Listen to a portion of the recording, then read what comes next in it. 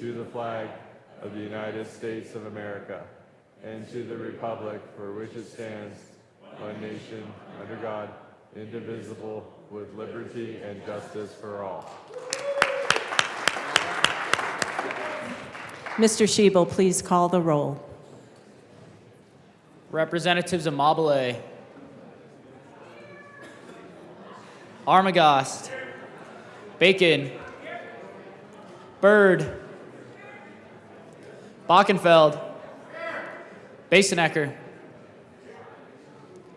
Bottoms, Bradfield, Bradley, Brown, Catlin,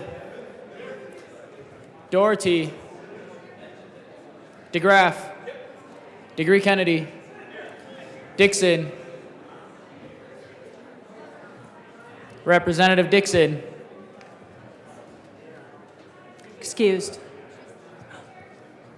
just in time, Duran, English, Epps, Evans, Frizzell, Froelich,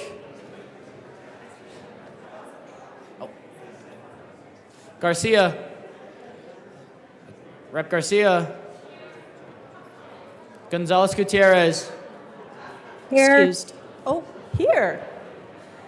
Hamrick, Here. Hartsook, Harrod, Representative Harrod, Excused. Holtorf, Judah, Joseph, Kip, Leader, Lindsay, Linstead, Luck, Representative Luck, Excused.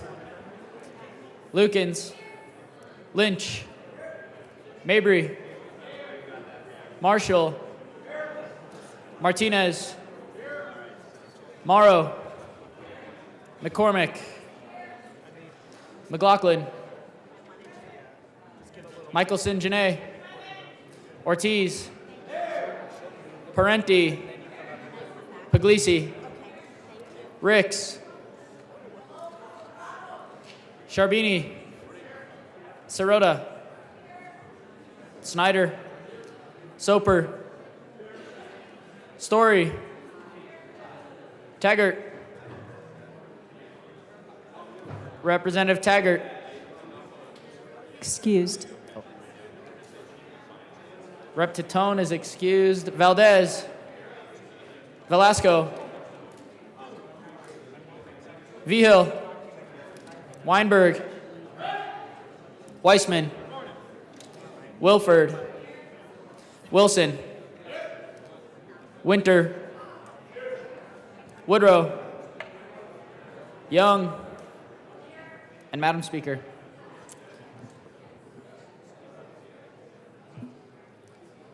With 62 present and 3 excused, we do have a quorum. Representative Martinez. Thank you, Madam Speaker. It's an honor to serve with you. And an honor to serve with you. Members, if you love the San Luis Valley and potatoes and agriculture, I urge an aye vote.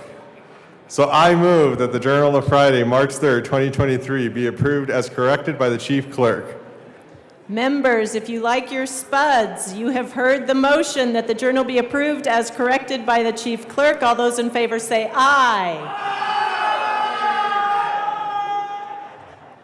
Wow. All those opposed, no. The ayes clearly have it. The motion is adopted.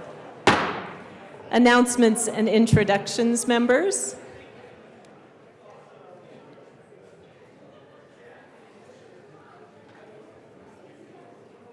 Representative McCormick. Thank you, Madam Speaker. Today, Agriculture, Water, and Natural Resources Committee will be meeting at 1:30 in room 0107, and we'll be hearing 2 bills, House Bill 1179 and Senate Bill 050. Hope to see you there. Thank you. Representative Snyder? Thank you, Madam Speaker. And if it's Monday, it must be finance. So we will be hearing bills 1068, 1128, 1184. However, House Bill 1162 is laid over until Monday, 3/13. Thank you. Thank you, Rep. Snyder. Any other announcements or introductions?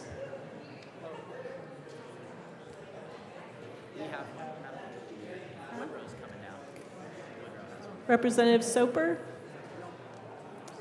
Oh, Representative Woodrow first. Hardly recognize you, Rep. Soper. Members of the House State Civic Military and Veterans Affairs Committee, we will be hearing one bill today, House Bill 1219 at 1:30 in the Old State Library. See you then. Representative Bradfield, or? Thank you. Thank you, Madam Speaker. Tuesday morning, 7:15, it is the time for Bible study. The legislator Bible study will meet in room 0109 at 7:15. Hope to see you there. Thank you. Thank you. Representative Soper. Thank you, Madam Speaker, and I'm glad you recognized me. Madam Speaker, I'd like to ask for a moment of personal privilege. So granted. Please proceed. Thank you, Madam Speaker.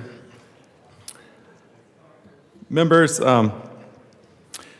over this weekend, some of you may have noticed that I acted out of character on Twitter. And I feel that it's my duty to explain why. Normally, I'm known as being rational and reasonable and choosing my words very carefully. They were chosen carefully, but I do want to apologize for a couple of words that were in the tweet, because I do think it's important that we choose our words carefully. I do want to say to this body, firearms and guns are very important to my constituents. And that was all I heard about over the weekend. I had been at a chamber dinner on Friday night, and that's all that was talked about. My reorg meeting on Saturday morning, that's all that was talked about. Reading through the bill, there was a personal element also with me, and I acted accordingly. That doesn't change my position, but I do want you to understand that firearms are something that are near and dear to folks on the Western Slope and throughout rural Colorado. But I do want to say to this chamber, I should have chosen a couple of different words that were included there, and my apologies. Thank you, Representative Soper. Members, our first order of business today is third reading of bills, final passage. Mr. Schiebel, please read the title to House Bill 1015. House Bill 1015 by Representative Byrd, also Senator Liston, concerning the taxation of tobacco products. Madam Majority Leader. Madam Speaker, I move House Bill 1015 on third reading, final passage. The motion before us is the adoption of House Bill 1015 on third reading, final passage. Mr. Schiebel, please open the machine and members proceed to vote. Representative Hamrick, how do you vote? Yes. Representative Hamrick votes yes. Representative Gonzalez-Gutierrez, how do you vote? Yes. Representative Gonzalez-Gutierrez votes yes.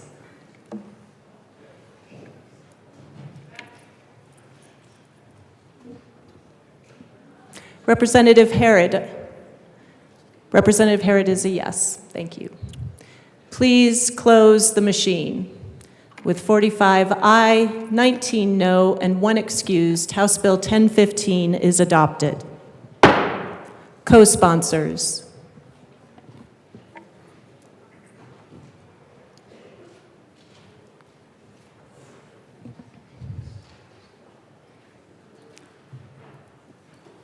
Please close the machine. Mr. Schiebel, please read the title to House Bill 1039. House Bill 1039 by Representative Byrd, also Senators Rodriguez and Winter F., concerning a requirement that electric load-serving entities periodically report about the adequacy of their electric resources and in connection therewith making an appropriation. Madam Majority Leader. Madam Speaker, I move House Bill 1039 on third reading, final passage. Representative Byrd. Thank you, Madam Speaker. I move to re-refer House Bill 1039 back to second reading for the purpose of a substantial amendment. That has been properly moved. Please proceed, Representative Byrd. Thank you. Members, what the amendment will say is it just makes a clarification about which types of load-serving entities are actually responsible for filing an annual report. So while it is substantial, it's just not changing paragraph lettering. It's not fixing a typo, and that's the difference that makes this not a substantial amendment. So I hope you will vote yes. Seeing no further discussion, the motion before us is sending House Bill 1039 back to second reading. Mr. Schiebel, please open the machine and members proceed to vote.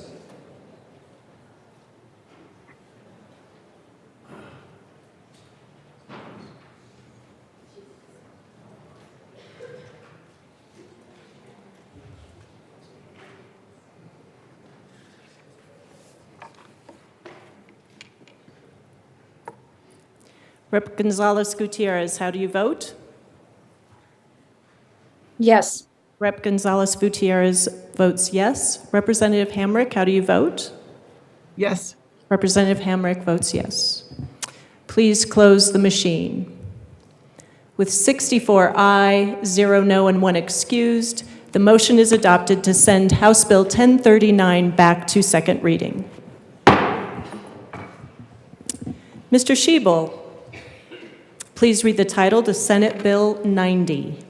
Senate Bill 90 by Senator Gardner, also Representative Snyder, concerning the enactment of the 2022 amendments to the Uniform Commercial Code. Madam Majority Leader. Madam Speaker, I move Senate Bill 90 on third reading, final passage. The motion before us is the adoption of Senate Bill 90 on third reading and final passage. Mr. Schiebel, please open the machine and members proceed to vote. Representative Hamrick, how do you vote? Yes. Representative Hamrick votes yes. Representative Gonzalez-Gutierrez, how do you vote? Yes. Representative Gonzalez-Gutierrez votes yes.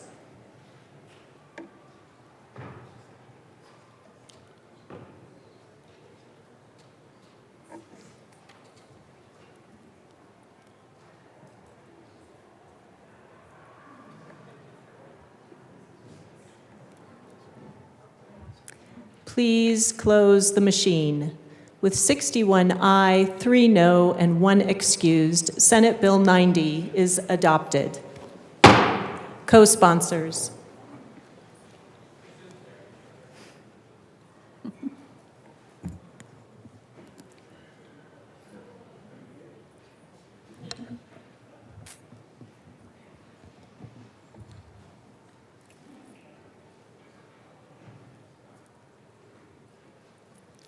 Please close the machine.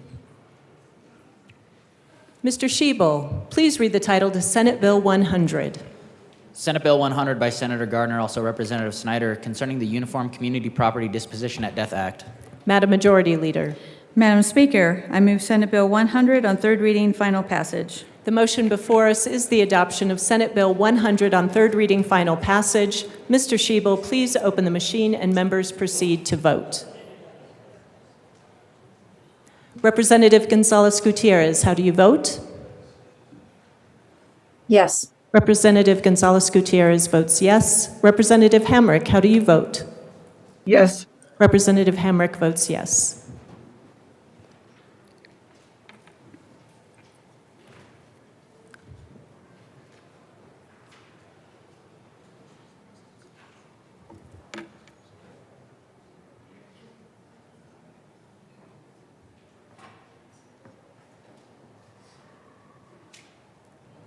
Please close the machine.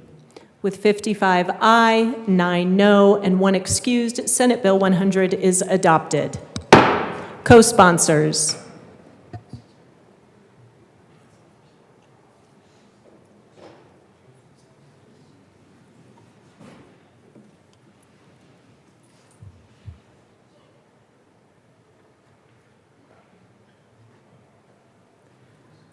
Please close the machine. Mr. Schiebel, please read the title to House Bill 1022. House Bill 1022 by Representatives Froelich and Weinberg, also Senators Bridges and Rich, concerning registration of fleet vehicles that are part of rental vehicle fleets and in connection therewith, making an appropriation. Madam Majority Leader. Madam Speaker, I move House Bill 1022 on third reading and final passage. The motion before us is the adoption of House Bill 1022 on third reading, final passage. Mr. Schiebel, please open the machine and members proceed to vote. Representative Hamrick, how do you vote? Yes. Representative Hamrick votes yes. Representative Gonzalez Gutierrez, how do you vote? Yes. Representative Gonzalez Gutierrez votes yes.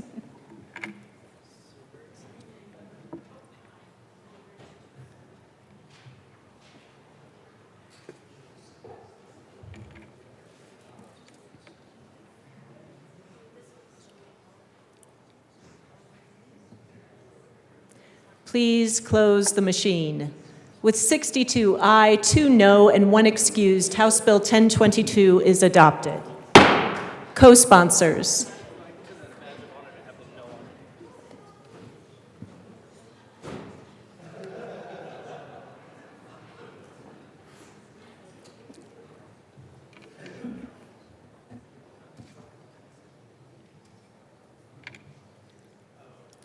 Please close the machine. Mr. Schiebel, please read the title of House Bill 1108. House Bill 1108 by Representatives Duran and Evans, also Senators Hansen and Gardner, concerning the creation of a task force to study victim and survivor awareness and responsiveness training requirements for judicial personnel and in connection therewith, making an appropriation. Madam Majority Leader. Madam Speaker, I move House Bill 1108 on third reading and final passage. The motion before us is the adoption of House Bill 1108 on third reading, final passage. Mr. Schiebel, please open the machine and members proceed to vote. Representative Gonzalez Gutierrez, how do you vote?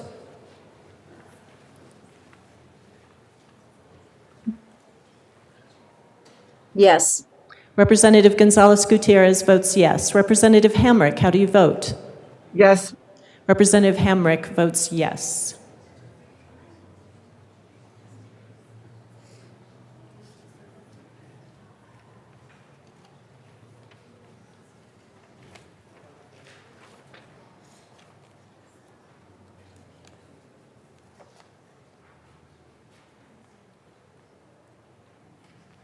Please close the machine.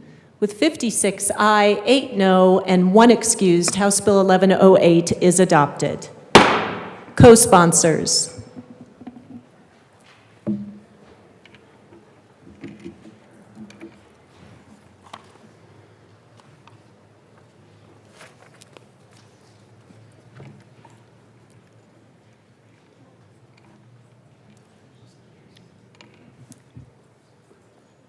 Please close the machine. Mr. Schiebel, please read the title to House Bill 1143. House Bill 1143 by Representatives Kipp and Armagost, also Senator Gonzalez, concerning measures related to seeking federal authorization for certain immigrants to possess firearms to be a peace officer. Madam Majority Leader. Madam Speaker, I move House Bill 1143 on third reading and final passage. The motion before us is the adoption of House Bill 1143 on third reading, final passage. Mr. Schiebel, please open the machine and members proceed to vote. Representative Gonzalez Gutierrez, how do you vote? Yes. Representative Gonzalez Gutierrez votes yes. Representative Hamrick, how do you vote? Yes. Representative Hamrick votes yes.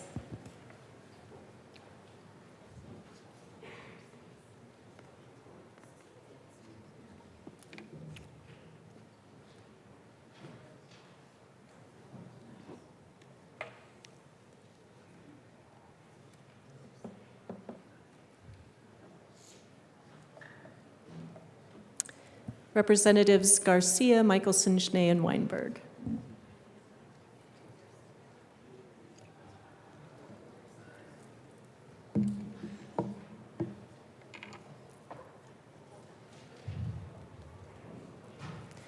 Please close the machine. With 46 aye, 18 no, and 1 excused, House Bill 1143 is adopted. Co-sponsors.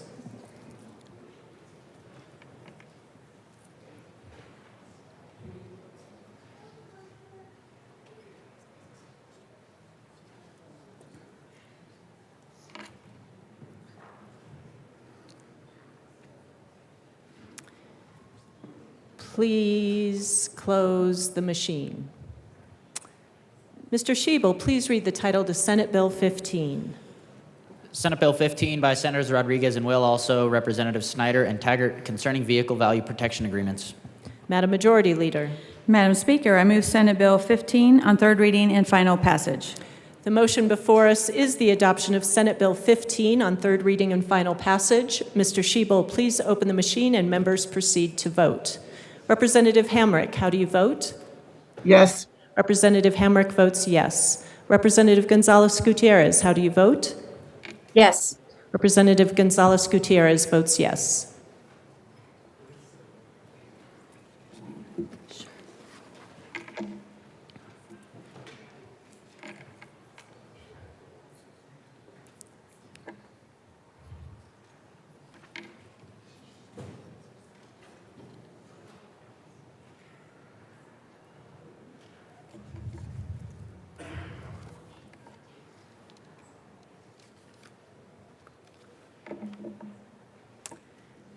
Please close the machine. With 52 aye, 12 no, and 1 excused, Senate Bill 15 is adopted. Co-sponsors.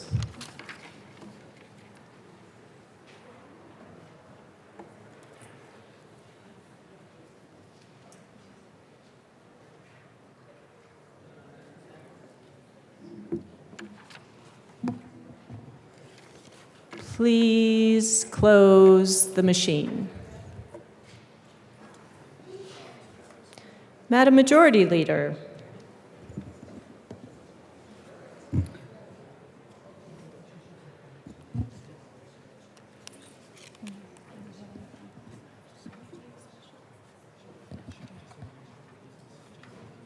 Yeah.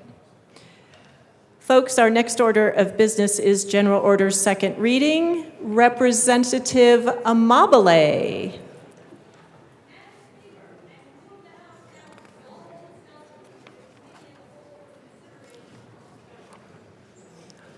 General orders. Thank you. Members, you've heard the motion. Seeing no objection, the House will now resolve itself into the Committee of the Whole for consideration of general orders. Representative Amabile will take the chair.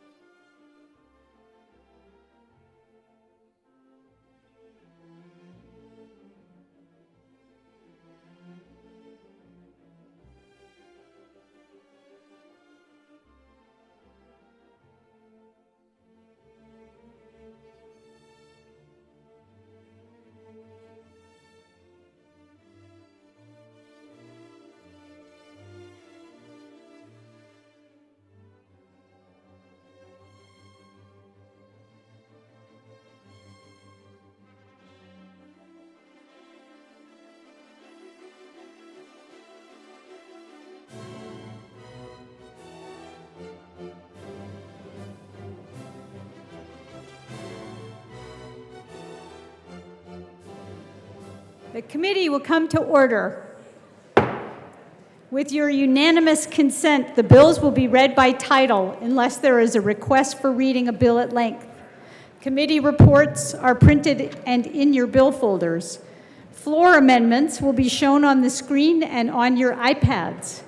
Bills will be laid over upon motion of the majority leader. The coat rule is, I guess we'll go relaxed today. Mr. Schiebel. Oh, Madam Majority Leader. Thank you, Madam Chair. I move to lay over House Bill 1114 until tomorrow. Seeing no objection, House Bill 1114 is laid over.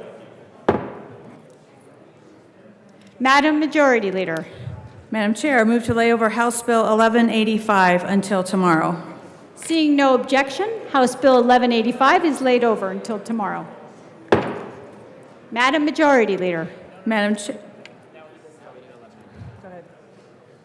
Okay, Mr. Schiebel, please read the title of House Bill 1192. House Bill 1192 by Representative Weissman, also Senators Gonzalez and Rodriguez, concerning the creation of additional protections in the Consumer Code. Representative Weissman. Thank you, Madam Chair. Pleasure to serve with you. It's a pleasure to serve with you. I move House Bill 1192 and the committee report from Judiciary. So moved. To the Judiciary report. Representative Weissman. Thank you, Madam Chair. Before I dive right into the guts of the report, I'm going to beg a little bit of flexibility to just sort of frame the bill, because I think that helps make sense of what the committee report is about, and also why I will be moving an amendment to the committee report in just a few moments. With that, members, briefly, 1192 seeks to do three things. One, we update the Colorado Antitrust Act for the first time meaningfully in 30 years. We do antitrust enforcement at the state level. We think of antitrust as a federal law matter, and it is, but we also need to have effective, modern tools at the state level. I'll say more about that in a few moments. Second, we expand to make more meaningful our price gouging enforcement authority. Prior to COVID, we were one of only 14 states with zero disaster era or disaster moment price gouging enforcement. We passed a somewhat narrow bill in 2020. The problem there is that authority runs out 180 days from the start of a disaster. What COVID has taught us, what the Marshall Fire has taught us, what other floods and storms and tornadoes and things teach us is that it can take a while to recover. Market conditions can be disrupted for well over 180 days. It's in those market conditions that are disrupted that sometimes bad actors can hide, and we want to be able to enforce. So we make that enforcement more meaningful. And finally, we update the core Consumer Protection Act, which right now, according to national nonprofits that research and compare laws, we're below average. If you are a consumer and you were harmed, for example, by a contractor who takes advantage of you in Colorado, you have lesser remedies than consumers in other states. Blue states, red states, northern states, southern states, eastern states, western states. The premise of that part of the bill is your remedies should at least be on par with where remedies are in a lot of other parts of the country. So very briefly, that's the bill. And now turning to the committee report, we did four things in the Judiciary Committee. Two of them pertain to the antitrust part of the bill. One was clarifying a statute of limitations part of the bill. Unfortunately, there was some inartful language used in the introduced, which led to even the bill being summarized in a way that we don't mean it to be. So we're clarifying, and I want to note this for the record, there's going to continue to be a statute of limitations on antitrust enforcement by the Attorney General. We clarify that language. We struck out some other duplicative language. And then in the core part of the bill concerning the Consumer Protection Act, we clarified one of the terms that can be acted against. We are saying by the committee report, not just false, but knowingly false, so we added a mental state element there. We also clarified what was a drafting error, and I'll accept responsibility for that. We mean to say concerning unconscionability in terms of contract terms, we mean substantively unconscionable, not substantially. So that was basically a small cleanup. But, Madam Chair, reflecting further conversations and trying to achieve clarity here while maintaining enforcement of the law, I now move L7 as an amendment to the Judiciary Committee report and ask for it to be displayed. That's a proper motion.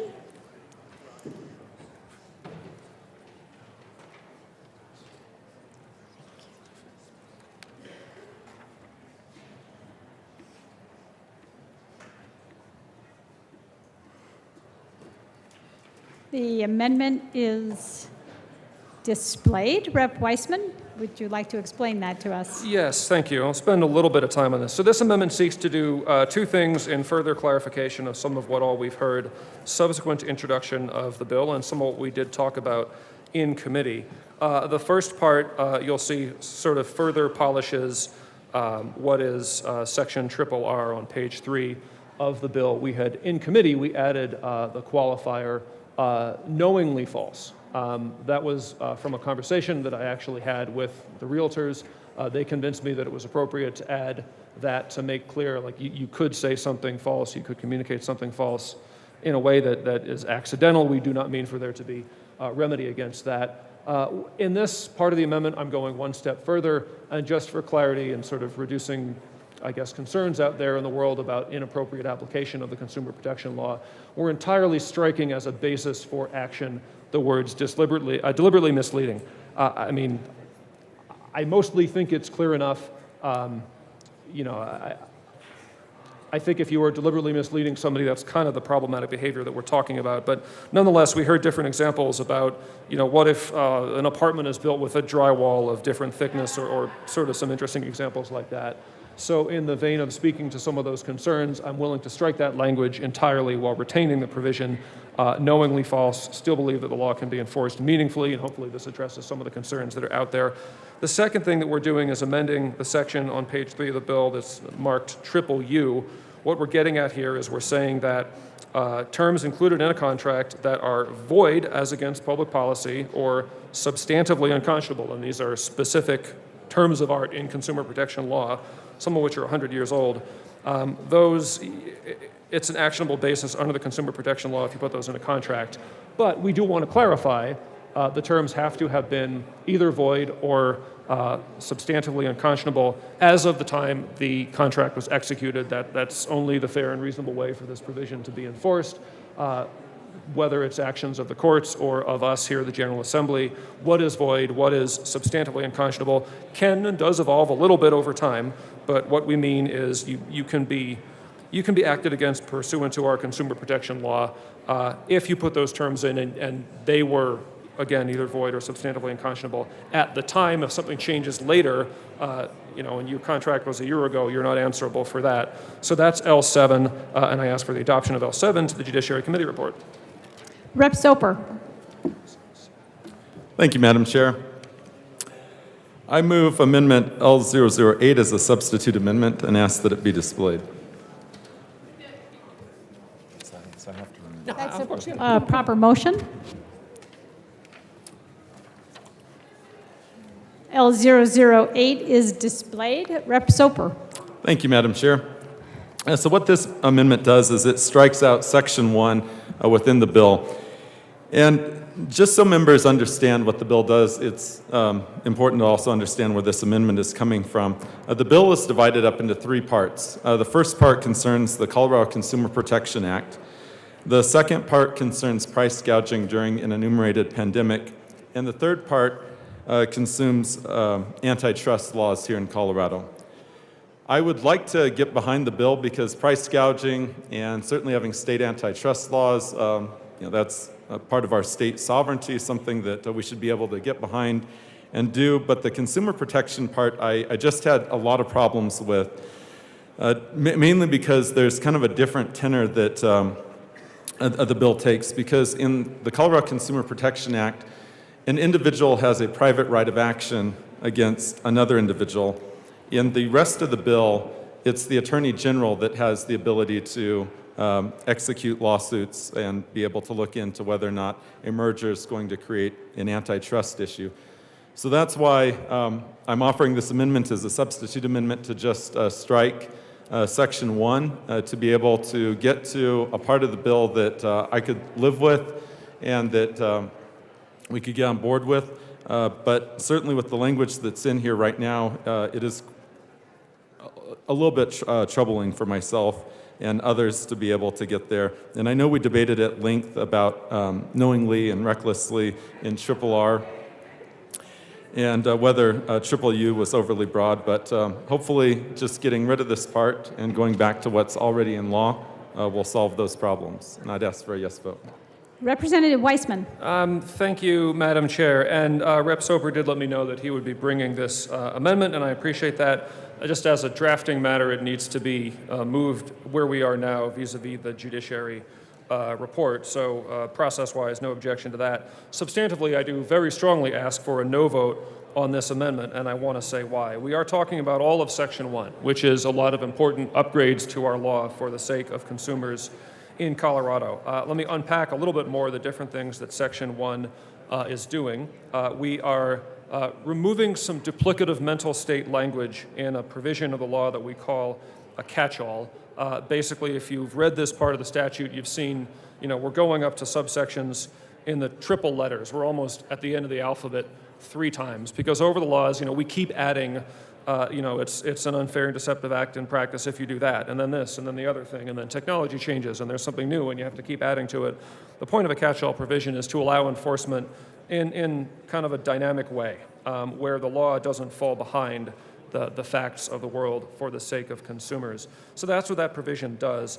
And as amended, we've just narrowed it a little bit. So what's left is we're talking about unfair, unconscionable, deceptive, knowingly false, and fraudulent acts or practices. These are things which have been illegal under federal law, or actionable at least, I should say, subject to civil remedy under federal law since 1914 with the rise of the Federal Trade Commission Act. These are terms of art. These don't just mean anything. They all basically have an implied mental state in them, which is why removing the duplicative language there. As to the next part of the bill, void or unconscionable terms. When we say that a contract term is unconscionable or void as against public policy, that means it's going to be thrown out in a court of law if it's ever tested. But the judgment of this part of the bill is that harm can befall consumers when these terms are put in contracts, even that wouldn't stand up, because the reality is most people going about their lives are not lawyers, are going to have a hard time hiring a lawyer. People can essentially find their rights abridged because, look, we get a document in connection with a service or a commercial goods transaction. We think that it is a lawful document. We don't think that there are illegal provisions in it. Unfortunately, once in a while that happens.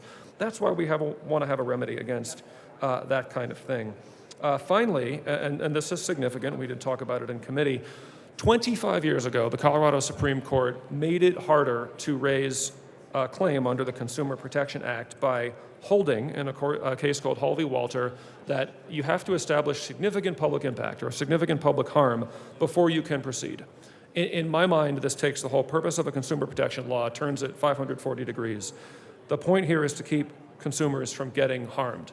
If you have to establish that others have been harmed before you can proceed, well, then how many is enough? Do I have to be the 101st person to get harmed by, just say, a roofing contractor? I mentioned that example because I get emails like that from constituents. Is the 51st enough? Do you have to be the 201st? Not only did we, the legislature, not create this requirement, it was done by another branch of government, in a case, most of which, frankly, was dealing with other issues. We are in the small minority of states that even has an aspect like this. We are one of 7 states. We are in a distinct minority having this.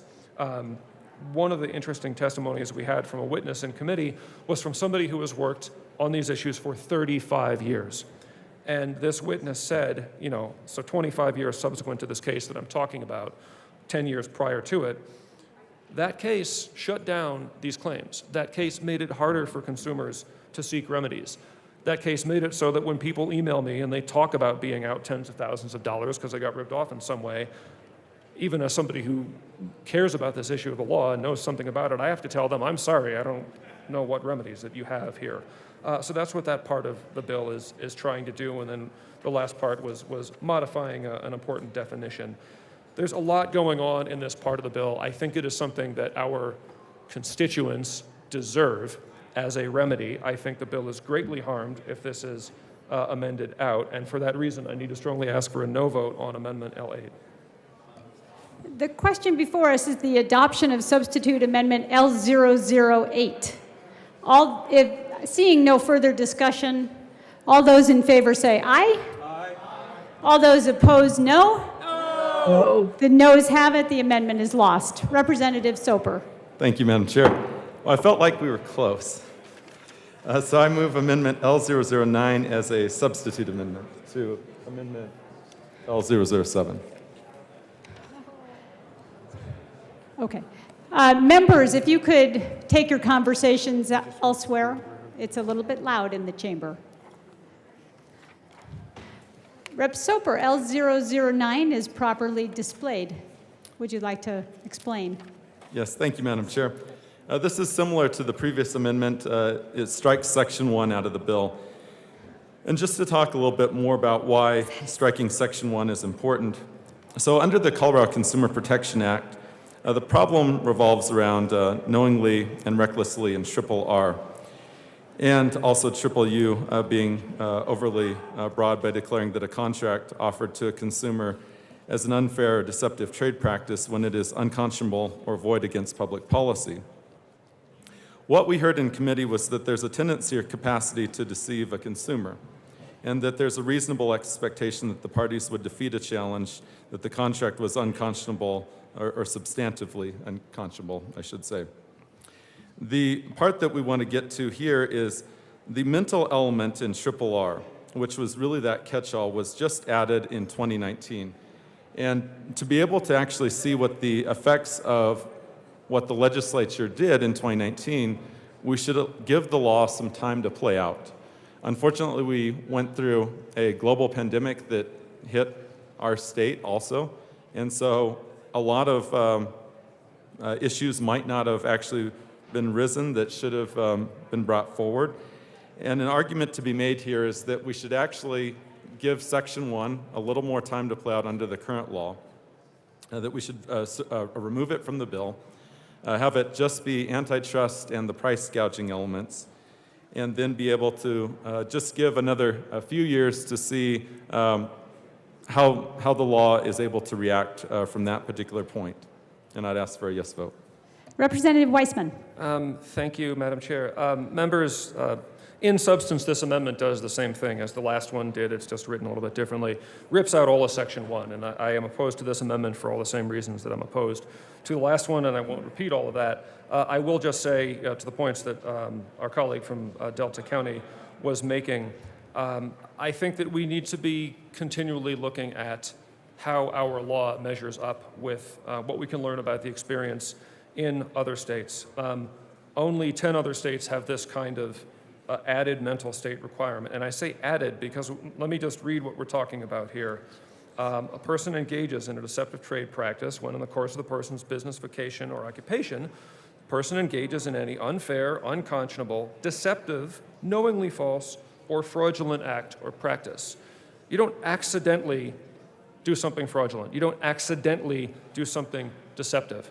And again, these words unfair and unconscionable are terms of art. They have a lot of case law from Colorado. They have case law from other states. They have federal gloss, both in terms of cases and administrative agency interpretation and guidance from the Federal Trade Commission.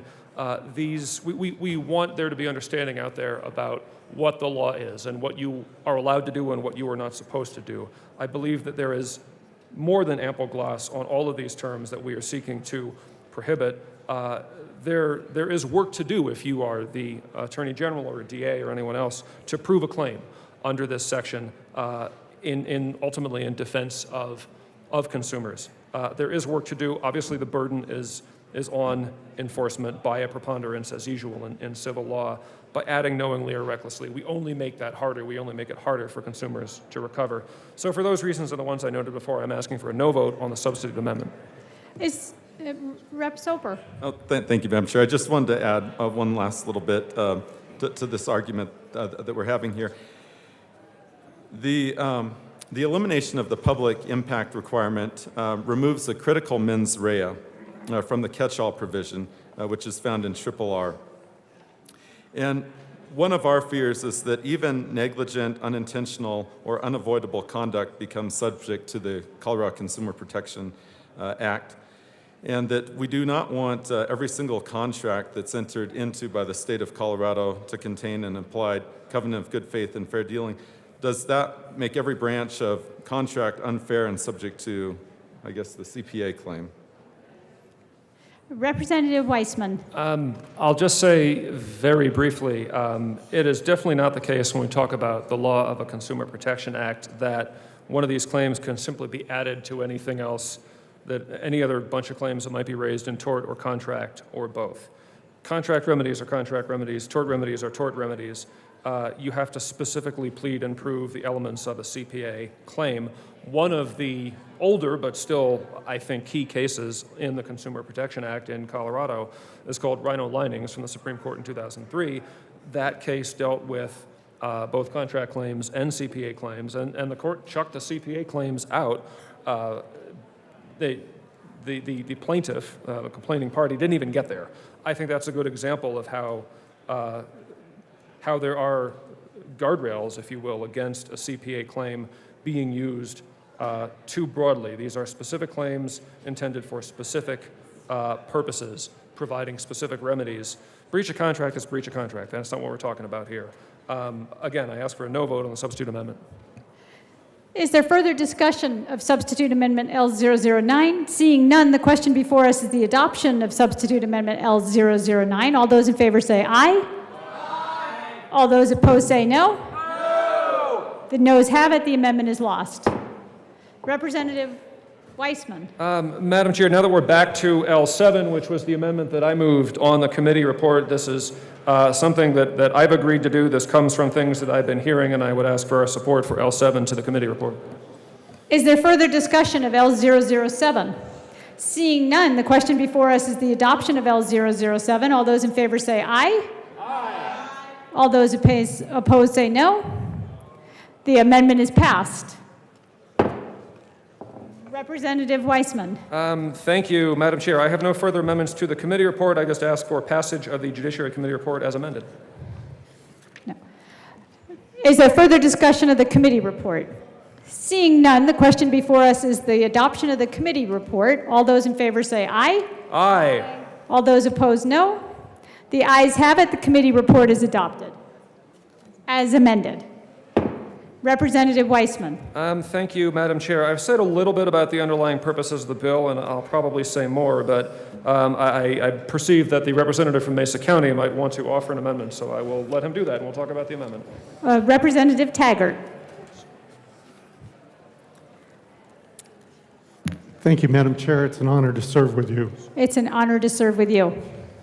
I'd like to introduce and move Amendment 010 and ask that it be displayed. That's a proper motion.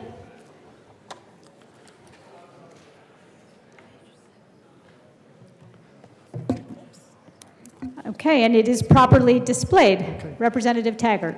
This amendment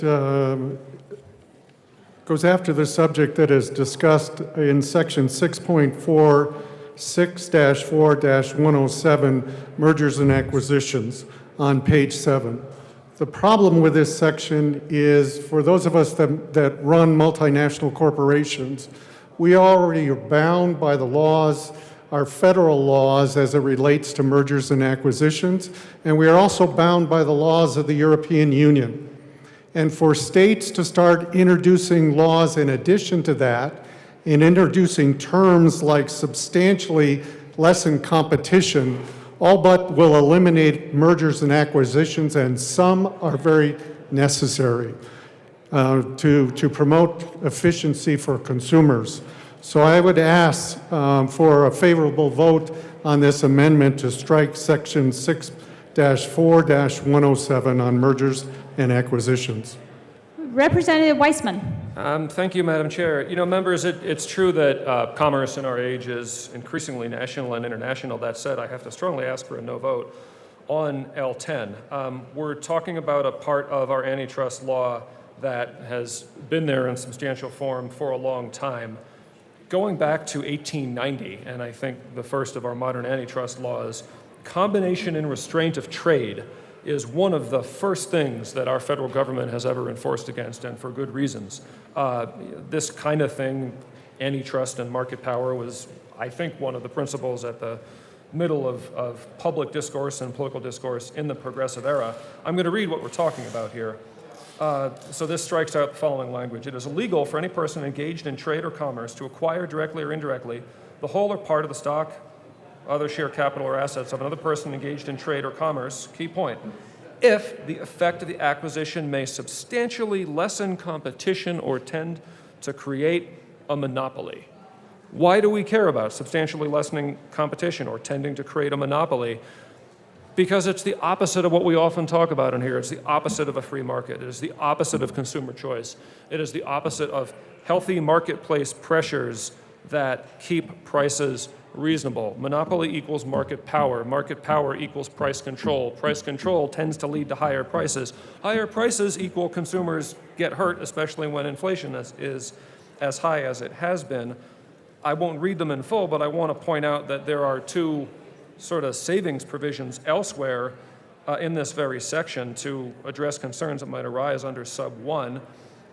Sub 2, nothing in this section prohibits any person from, and now I'll paraphrase, acquiring capital stock for investment purposes or forming subsidiaries for legitimate business purposes. And then we see this language, Attorney General shall not challenge the merger or acquisition of any bank or bank holding company by or with any other bank or bank holding company that's subject to the provisions of any federal banking laws, except as specifically provided in those laws. So here we have an acknowledgement that we do have heavy federal law in at least the particular domain of banking companies, and this provision of the Antitrust Act as amended specifically limits the ability of the Attorney General to get in there because that is a federal matter. As a process standpoint, members, there was zero testimony against this part of the bill in committee in the course of probably 3 hours. I have been working with our Attorney General's office on development of this part of the bill in particular. They have stakehold the daylights out of it. I'm just not aware of any concern that's been raised about this. I stand open to ongoing conversations to make sure that we aren't painting outside of the box that we intend to paint in, but this is absolutely fundamental protection for consumers, and its roots in the law of our country go back to before 1900. So I think it's an authority that we need to have in our elected Attorney General on behalf of our consumers of Colorado, and I do ask for a no vote on L10. Representative Taggart. While I very much respect what Representative Weissman is talking about, I will again stress this section is totally unnecessary. It is governed by our federal government through the Sherman Antitrust Act, which was later updated by the Clayton and then the Moss-Magnuson Act. This is totally unnecessary, and I apologize that I wasn't in the Judiciary Committee, but to put a section in that is not necessary, that is covered by federal law, just gums up legislation, and it is not needed whatsoever. Representative Weissman. Thank you, Madam Chair. Just briefly, members, I do believe it's necessary that we have this authority. It is limited. I also think that Rep. Taggart, is our colleague from Mesa County, is possibly the first person to apologize for not being in judiciary. Usually people feel the other way around. I do ask for a no vote on the amendment. Is there further discussion of L010? Seeing none, the question before us is the adoption of L010. All those in favor say aye. All those opposed say no. The amendment is lost.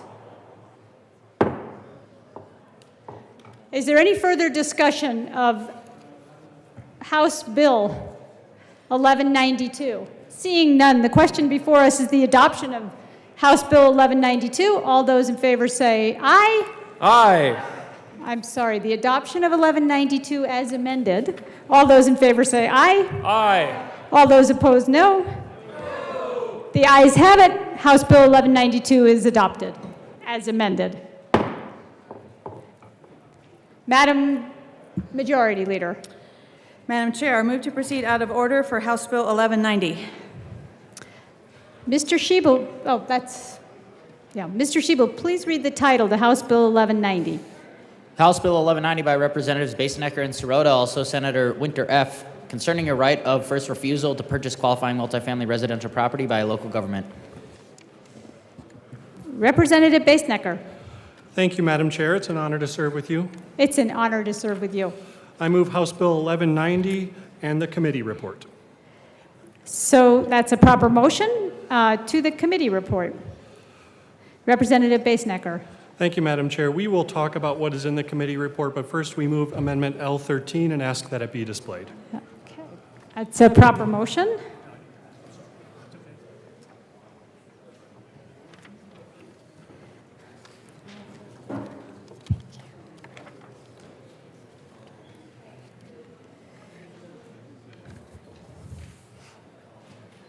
Okay, L013 is displayed. Representative Sirota. Thank you, Madam Chair. Just a simple technical amendment to ensure that we are clarifying what would happen if a local government did not have an electronic mail delivery address, and ask for your aye vote. Is there further discussion of L013? Seeing none. Oh, Representative Holtorf.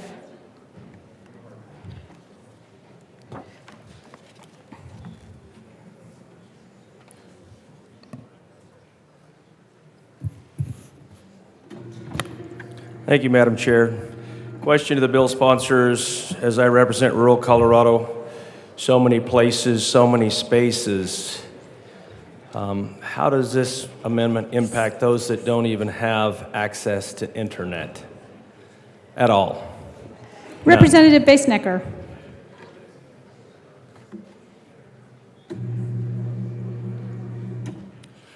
Thank you, Madam Chair. So I think it's a good amendment for rural Colorado. It actually addresses concerns that were raised by some of our rural counties in as much as mail delivery has been slowed in some areas. So what it means is that you basically have the option to do both. You can be emailed by mail, or you can be notified via email or mail. So we try to make it flexible for rural Colorado and other parts of our state. Is there further discussion of L013? Seeing none, the question before us is the adoption of the L013. All those in favor say aye. All those opposed say no. The ayes have it. L013 is adopted. To the committee report. Representative Basenecker. Thank you, Madam Chair. In committee, we made several amendments to the bill, including amendments that clarify the timeline for foreclosure, clarify the timeline in terms of the regular sale process being calendar days and not business days. I added protections to prevent against third-party collusion, clarified some of the affordability requirements to make sure we weren't sweeping up properties that we did not attend to, and then also made some additional clarifications regarding the applicable properties. And so we ask for your support. Is there further discussion of the committee report to House Bill 1190? Representative Catlin. Thank you, Madam Chair. It's an honor to serve with you. It's an honor to serve with you. Thank you. I'd like to move L015 to the committee report and have it displayed. That's a proper motion, and L015 is displayed. Go ahead, Rep. Kaplan. Thank you, Madam Chair. Thank you, Madam Chair. What this amendment will do, it will strike the Transportation and Local Government and Housing Committee report and amend the bill so that substitute residential or mixed-use property consisting of 40 or more units rather than down at 5 and 3. It also says that rather than the right of the first refusal means a notice a residential seller is required to provide to a local government pursuant to Section 29-4-12021. Also strikes pages 6 through 19. Page 20, strike lines 1 through 25 and substitute the verbiage that you can see on the overhead. What we're trying to do is to take the thumb of government off of the scale of private property rights. We understand that affordable housing is going to be, and has been and will be, a bigger issue as we go forward. But this allows the sellers to notice those who would have a, quote, right of first refusal that they want to sell, their terms and conditions, and how they would like to sell it. but it does not require them to give the first right of refusal to the cities and the counties. It allows transactions to happen. It allows the cities and those who are interested in buying those apartments the opportunity to match those offers by terms, conditions, and timing. People that own these apartment houses have made investments. Most of them have taken very good care of their tenants. We hear stories about those that don't. But most people are like you and I. They take good care of the things they own. And this will hurt those people's ability to sell those properties, particularly in rural Colorado. So, this is a good amendment. Vote yes. Recommend a yes from you. The question before us is the adoption of L015 to the committee report. Rep. Basenecker. Thank you, Madam Chair, and thank you to the good representative for the thoughtful dialogue here. I would just offer the following. First, I think on lines 7 through 9 of this amendment, it's incredibly troubling and perhaps dangerous to redefine right of first refusal in terms of just being a notice. I think that sets a dangerous precedent in statute that also doesn't mesh with other existing rights of first refusal inside of statute at present. On lines 3 through 5, I would suggest that increasing the unit threshold to 40 or more units, we simply do not have data that supports that increase. In fact, I think that is universally harmful to urban and rural Colorado alike. We continue to remain open to suggestions on unit threshold. As recently as last Thursday, when we met with the Apartment Association, the realtors, and asked for specific numbers that would meet their needs. They were unable to provide it to us at that time. They've had the bill since January 26th. We remain open to conversation about those things, but we would need data that supports that, and also a conversation with our broader stakeholder group to actually understand if that is a direction we can go in. So we ask for a no vote at this time. The question before us is the adoption of Amendment L's. Representative Catlin. Thank you, Madam Chair. I appreciate the sponsor's response. I don't think the sponsors understand rural Colorado. There are very few units in rural Colorado that have 40 or more units in them. So, what we're trying to do is to give these small communities an opportunity in the private market to do the things that are being asked. 40 units in Denver is not as big an ask as it would be in southern Colorado or in western Colorado. This is a good idea for the state of Colorado. Please vote yes. Is there further, Representative Holtorf? Thank you, Madam Chair. There's a lot of requests that come from rural Colorado to the state capitol. For those people that understand rural Colorado, that really understand it. But then our urban cousins just brush it off and say no. This is one of those things. Rural Colorado doesn't want this bill, but we want some relief, which is in the form of this amendment. But once again, rural Colorado is not heard. Or maybe you hear, but you don't listen. I don't know. Representative Holtorf, let's not impugn anyone's motives today. Yes, ma'am. But I do know that this particular amendment asks for some very important things. Number one, lines 13 through 17, and I wasn't in this committee, but I just want to clarify as we go down this amendment. Lines 13, and I'm going to ask to get a copy of the amendment, if I could, from the clerk. A copy of this amendment, please, because I think it's important that we highlight some things. And we're going to take the opportunity to do that. Thank you, sir. Page 4, 13 through 17.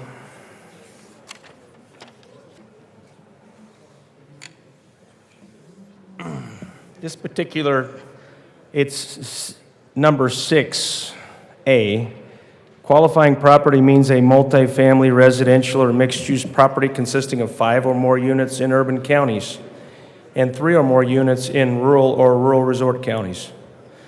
The classification of urban, rural, and rural resort counties in the Division of Housing most recent classification the same pursuant to Section 29-41107, parentheses 1, parentheses D. What it's asking for there is to substitute that. The bill calls for these very small units, residential mixed use. My colleague from Southwest Colorado in this amendment is stating that we need to focus on large units that hold multiple families or multiple tenants. Because the impact of this bill, as it's written, will affect small rural communities. In eastern Colorado, I will tell you, this is not good. So I absolutely support my colleague from Dove Creek,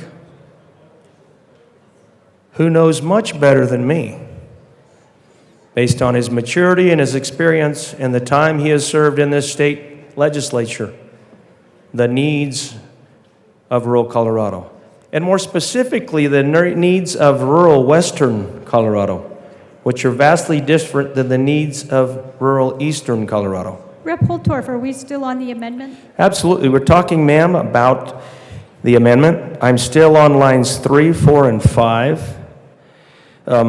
It's on page 4 for those of us that are looking at the bill and the amendment.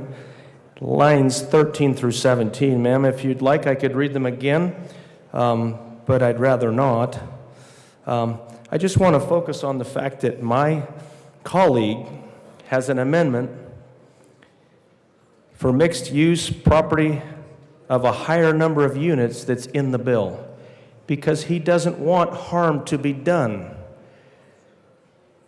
to rural Colorado communities in these smaller multi-use units, because that is the kind of unit we get in my communities.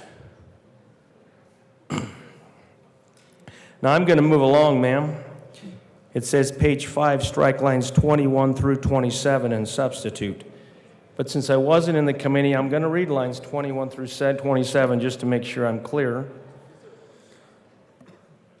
And that is on page 5.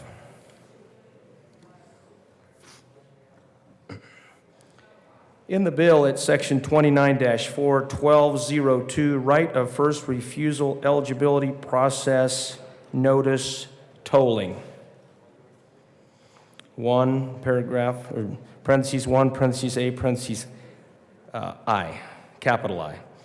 In accordance with this Part 12, the local government for the jurisdiction in which a qualifying property is located has a right to purchase the qualifying property for an economic, substantial, identical offer to another offer that a residential seller receives on the qualified property.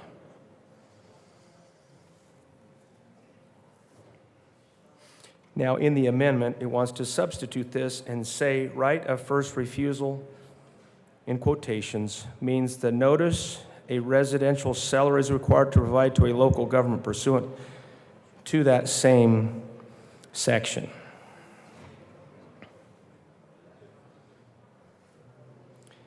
Here's the issue. There's a notice in the amendment, but in the bill, it says the jurisdiction and gives the local government the right to purchase the qualified property from a residential seller that seller may receive on the qualified property. Ladies and gentlemen, that is the heart of the problem. Why does government think they have that right or should have that right?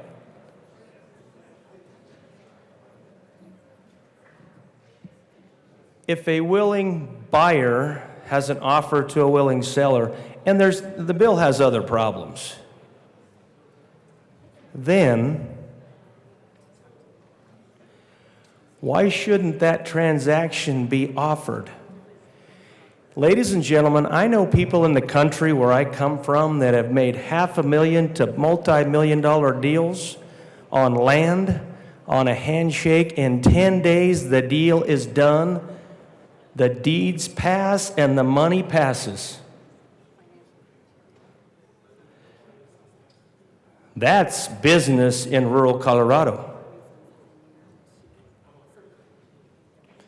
But now, the prime sponsors of this bill, who aren't from the country, who may have no idea how this gets done or why it gets done, offer this particular bill. And this amendment, ma'am, because I know what you're thinking, is how does this tie back to the bill and this specific amendment? Yes, ma'am, you are correct. It's about the right of first refusal and just the fact that that's a notice. But it doesn't say that's jurisdiction. Now, I don't know how we give this power or why we would give this power to any governmental entity. Let's extrapolate that to the state or the national level. Let's just walk it back. Where does it end? With that right. So I like this portion of the amendment that my good colleague has brought forth. Now, he has offered in line 10, ma'am, right up here, 6 through 19. Now, I wasn't in committee and I wasn't able to hear this, and unfortunately, I didn't think this bill was going to come up today. I wasn't sure. And I'm a little behind on my review as the calendar is so confusing and things just pop up so fast without any predictability. So it's really hard to do the due diligence and study. So I'm going to take the privilege of talking about these pages 6 through 19. I'll start on page 6, ma'am, and I'm going to walk this through 19. Actually, I'm going to back up a little bit, because I'm going to start on 5, and we're going to talk 29-4-1202, right of first refusal, eligibility process and notice, dash tolling. And then I'm going to go forth. In accordance with this Part 12, the local government for the jurisdiction in which a qualifying property is located has a right to purchase the qualifying property for an economically substantially identical offer to another offer that a residential seller receives in the qualifying property. Now, this is interesting language, economically substantially identical offer. I'm not sure what that means. When we buy and sell land, there's a matching offer that has to be the same amount. If you're to match an offer, and let's use dry land farming for an example. The going rate for dry land farm acres in my country is $1,200 an acre. So if you had a right of first refusal, you would say, I'm going to match that offer at $1,200 an acre, and then I will be in first position. Now, as this goes, I'll continue to read here, getting into page 6. But what is economically substantially identical? And why is there that qualifying term? How about for an identical offer? You could strike economically and substantially and just say for an identical offer. Period. But we have to qualify it. What? So we can negotiate it, so we can give the municipality some type of advantage? I don't know. It's troubling. It's very troubling, but I'll continue to page 6, ma'am. Property is limited to preserving or converting the qualifying property for long-term affordable housing by the local government or another public or private entity that the local government assigns to its rights to under this Part 12, or that the local government transfers to the qualifying property to. So now here's what happens. Local government seizes that right, blocks a fair market trade from a buyer and seller, then has some vague language as to the matching offer, which is troubling to me. And then it says that the public entity now can pass that off and assign those rights to another private entity. What if that private entity is competing with the other private entity for that property? But then this private entity has an inside track with a government official, maybe on the city council, maybe on the board of county commissioners, maybe the mayor's office. And so that particular private entity now, by this legislation, gets a right to first position from their competitors. Now, is that a fair playing field? I would say no. And that's why this amendment is so important.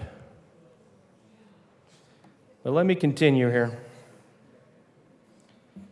Line 6, in exercising its rights of first refusal set forth in subsection 1A, capital I of this section, and in this Part 12, a local government may partner with a nonprofit entity to co-finance, lease, or manage the qualifying property for the public purpose of maintaining the qualified property as long-term affordable housing if the local government or its assigns maintain ownership of the qualifying property. So now the government is in line in cahoots with this other entity, nonprofit in this case, and now they're doing financial deals together. I thought we just recently had some legislation that said we didn't want that. We didn't want that. But now we're saying we want it. How confusing is that? Now I'm going to ask my colleagues over here on the right to go ahead and pull that bill that just went through here. Because I'd really like to know how we say on one hand, we don't want private sector working with municipalities on these fundings. But now in this bill, we're going to say that we want the local government to get in partnership with a nonprofit, which, oh, by the way, takes that private entity that is a for-profit out of first position by virtue of this legislation, and passes that off to what? A non-tax-paying entity that's now in partnership with the municipality. I'll continue, Madam Chair. Any purchase and sale agreement for the conveyance of a qualifying property by a residential seller is contingent on the right of first refusal set forth in this Part 12. Not to mention the fact, and this is another reason why this amendment is so important, not to mention the fact that if you have a private entity, a willing buyer, and a private entity that's a willing seller who haven't agreed upon exchange, and they would like to close that exchange in a timely manner, they can't do it. Because what this bill is saying, oh no, the municipality with the nonprofit get to be in first position, not private exchange by the private sector. That's a real problem for many people in Colorado and many businesses in Colorado, and exchanges of land for sale in Colorado. I'll continue. If the local government has provided its notice pursuant to the subsection of this section to a residential seller that the local government may exercise its rights under this part, the residential seller shall not proceed with the sale of the qualified property to any other party. Well, right there is an infringement upon freedom. Because if I own a piece of property, it should be my right to sell my property to whomever I want.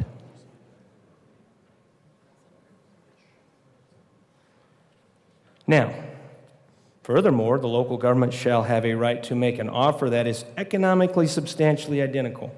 I'd really like to know what that means. What's the appraised value? What's the fair market value? What's the quantitative value? These three words, economically, substantially, identical, are qualitative terms.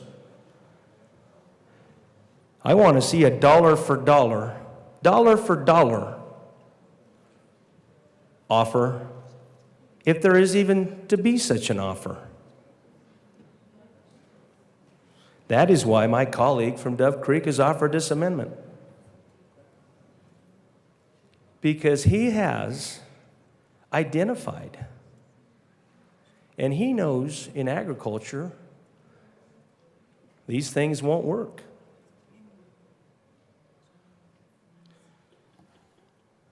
Now, I know this is focused on residential, but let me continue. For the purpose of determining whether the terms of an offer by a third party and an offer by the local government are economically substantially identical, it is immaterial how the offer would be financed. Well, other than the seller needs to have what's called a letter of credit that guarantees good funds are going to be received for this. So that isn't even right in business. It is very material how things are going to be financed and where money comes from in exchange for property.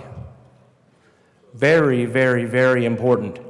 For those of us that have done exchanges, we know when you give an offer to buy, you have to have a credit letter if you don't have the cash in hand already deposited in escrow. You got to put your money on the table in the America that I grew up in. And that principle should not change. But this bill says that's not immaterial. Just trust us. You'll get your money in good faith when you negotiate with the local government that makes that offer. That is, once again, economically, substantially identical. I don't know what that means. I'll allow the bill sponsors to explain that to me here in a minute. I'm only on page 7, though, so let me continue.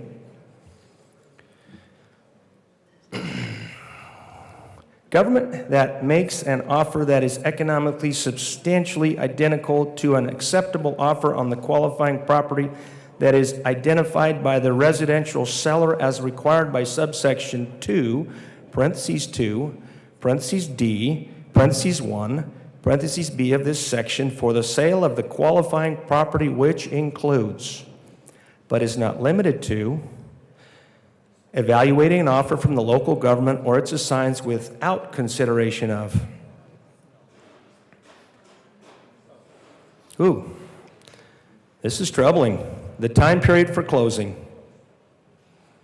Does that mean it can be indefinite whenever we get around to it? Because many land or building or property sales have a date certain, or the offer is withdrawn. For those of us that have done land purchases, you don't get to sit on that forever. You've got to make a decision and put your money on the table, or you're out and someone else is in. Folks need to understand that.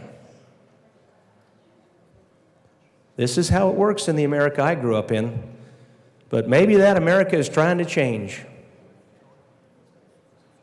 And that's of note too. Now, I'm going to continue because there's a B, the type of financing or payment method. Oh. So we don't know where the money's coming from, and we don't know when it's going to be paid. Let me continue. C, whether or not the offer is contingent on financing or payment method.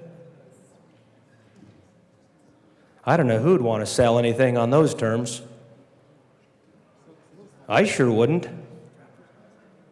Not in a million years. I don't know how long I'm going to have to close, so I'm suspended. I don't know where the money's coming from or how it's going to be paid. And I don't know if the offer, what the payment method is going to be. And D, let me continue, whether or not the offer is contingent on an appraisal, inspection, or review of title, obtaining title insurance, or other customary conditions for the sale of similar property.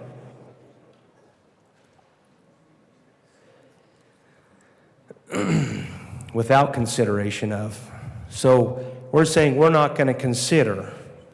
Just so I get it clear, Madam Chair, whether the offer is contingent on appraisal, inspection, or review of title. Well, I will tell you, anybody that wants to buy property, anyone, should have an appraisal. In most every case, the institution that is financing that particular transaction will have an appraisal. Every time. A fair market value based on comparisons of like properties within a certain area in the last 30, 60, or 90 days determines fair market value. FMV, we call it in business. What's the FMV?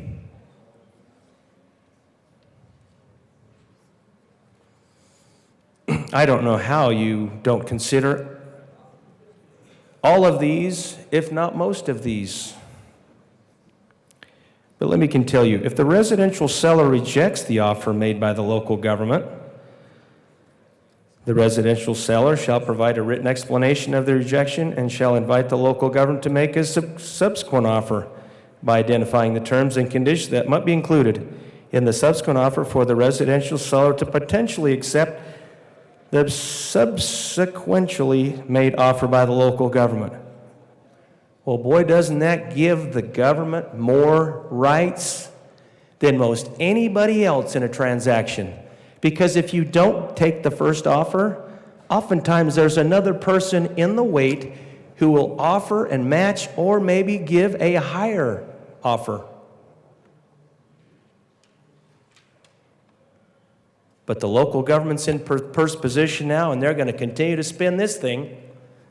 And now that one seller is bound by one negotiation with the local government, and that cannot go outside of that. What if there's a private buyer who says, I'll pay another $500,000 for that property, and I don't even want to talk anymore. And here are my funds in good faith, and I'll close in 15 days. Well, apparently, America and Colorado, you can't do that anymore. Buyers and sellers in the private sector now have their rights infringed grossly by the local government who puts themselves in first position and can never get out of that position because of this type of legislation. But my good colleague wants to amend that, which I respect greatly. Because if there's one person that knows business, it's my representative from Dove Creek, Montrose. Dove Creek's a suburb of Montrose.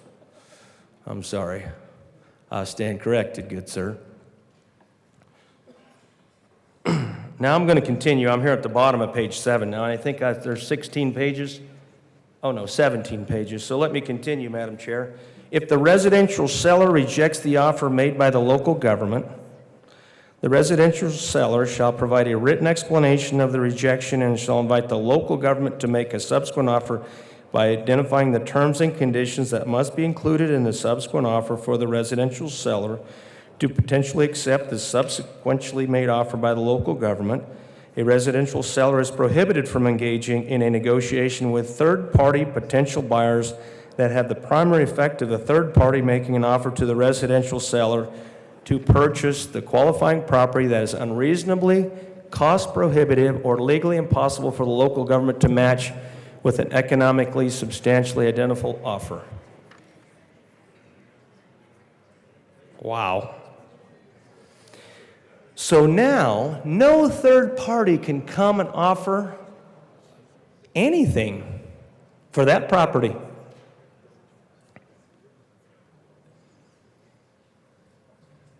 They're excluded. Now, this country was based on free enterprise. Free enterprise. There's nothing free about this enterprise. Freedom is taken out if a third party wants to step in and make a follow-on offer as he watches a willing seller negotiate with the local government.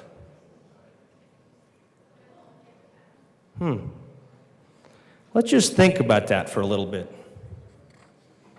Land of the free, home of the brave, but there's no freedom in exchange in this bill because the local government stays in first position and will never get out as they negotiate and negotiate and negotiate. And what are they going to do to the seller? What's going to happen to the seller as he's locked in to this contracting arrangement offered by this legislation under House Bill 231190, Affordable Housing Right of First Refusal? I'll continue.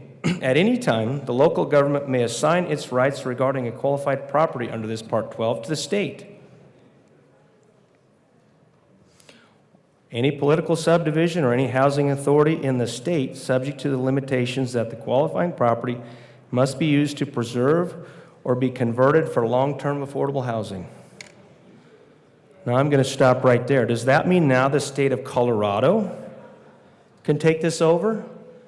So the local government takes the rights of buyers and sellers, captures it and traps it, and then they can give it to the state of Colorado? So now the state is denying freedom of exchange? This is a question for the bill sponsors. I wasn't in the committee. I understand there was a lot of talk about this. So now the state is involved, the state of Colorado. And that all other provisions of this Part 12 are applicable to the assignee. Upon assignment, the assignee assumes all liability of the local government regarding the exercise of rights under this Part 12 and is responsible for performing all requirements under this Part 12 with respect to a qualifying property as if the assignee were the local government. But who is the assignee?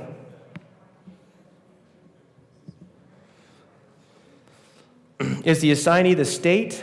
Is the assignee the nonprofit that the local government has got in business with under the spirit of public-private partnership?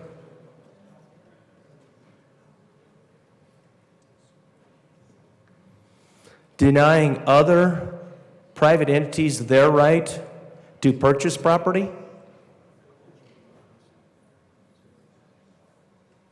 Well, it sure sounds like it does say that. But maybe I'm confused, and maybe the bill sponsors will explain it to me.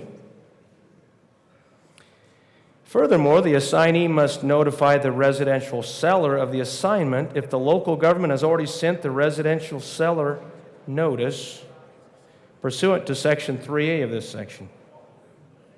Paragraph 3, Paragraph A.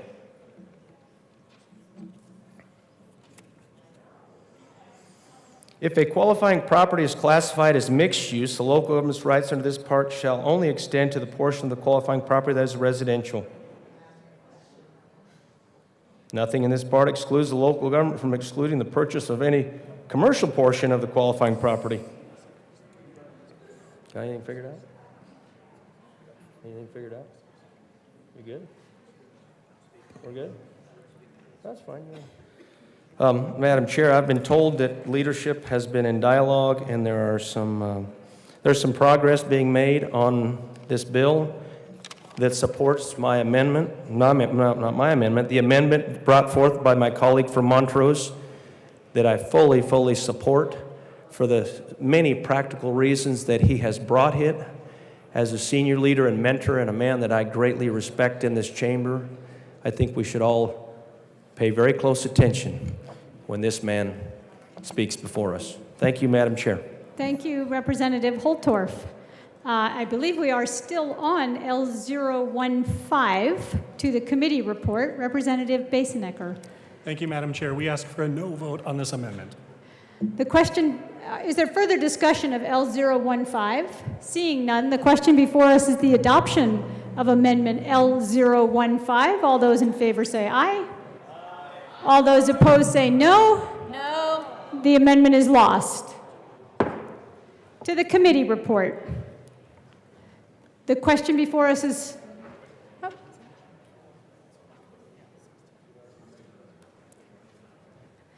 yes, Representative DeGraff. Winter, sorry. So have I. Sorry about Thank you, that, Madam Rep. Chair. Winter. I would like to move Amendment L016 to the committee report and have it displayed.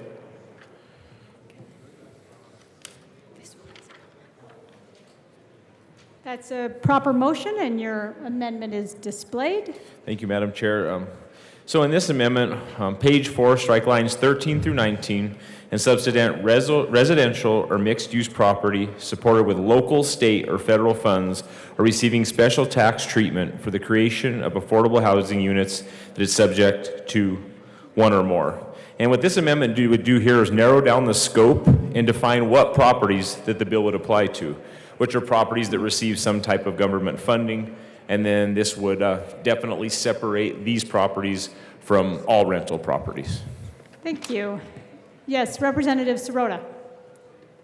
Thank you, Madam Chair. We ask for a no vote on this amendment. Local governments could determine that this is how they want to use the right of first refusal if they so chose, but to just set this as the threshold would essentially gut the bill. Representative Bottoms.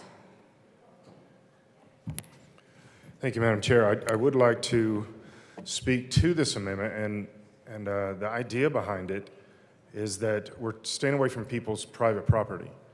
I'm confused. Actually, I'm confused by the bill itself because of the concept of private property. This is, if the government wants to say they can do this with their own properties, that's one thing.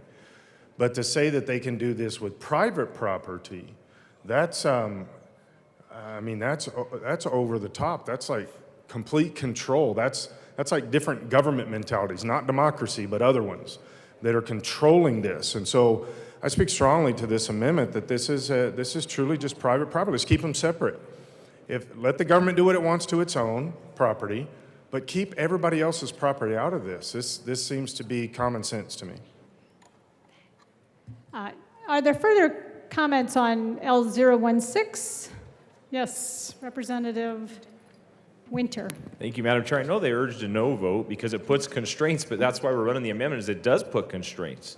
If they do want to deal within their own property and property that's been invested in, that's at some point is understandable.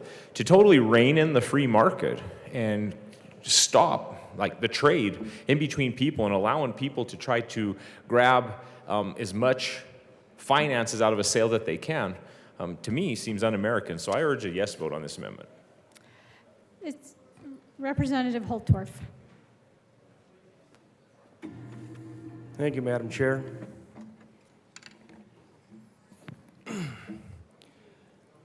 I've had the opportunity in my life to know a lot of people.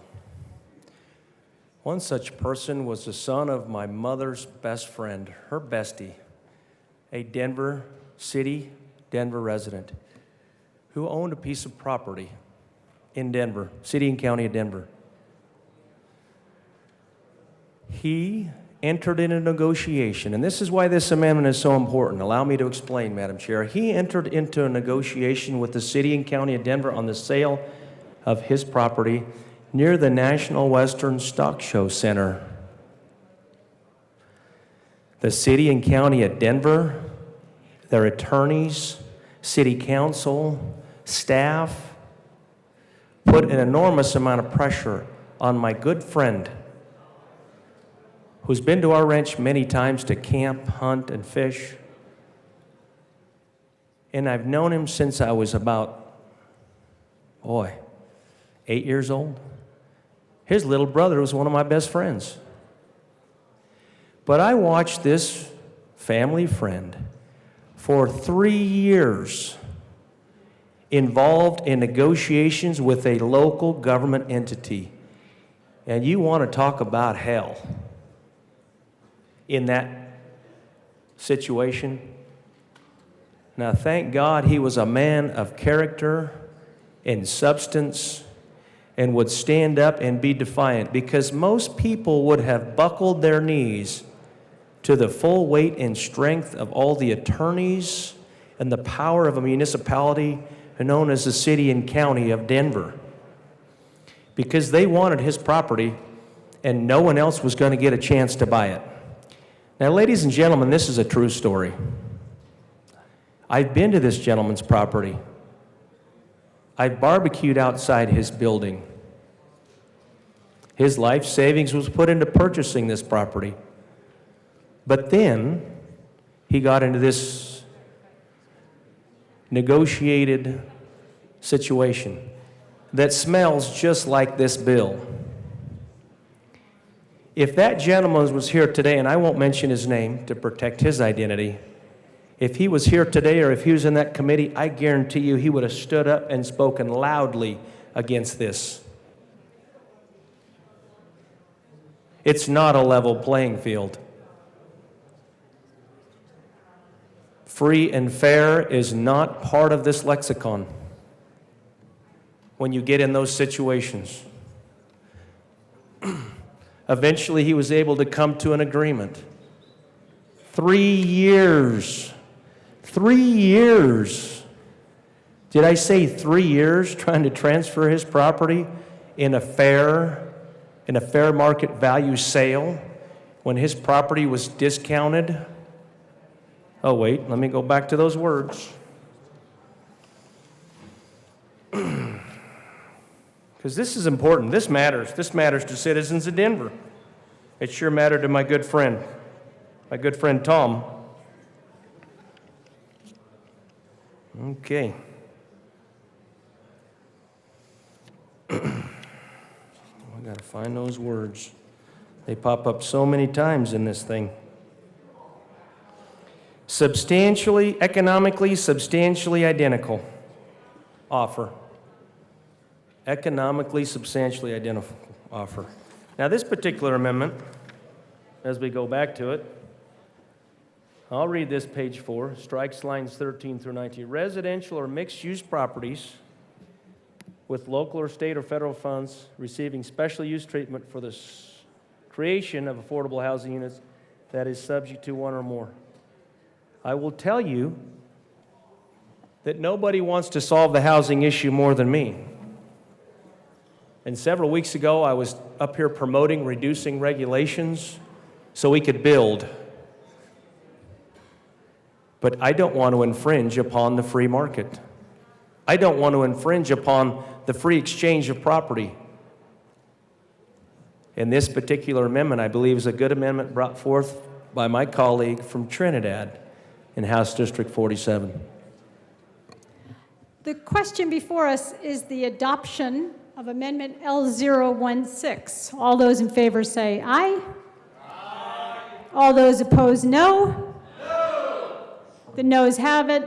The amendment is lost. To the committee report.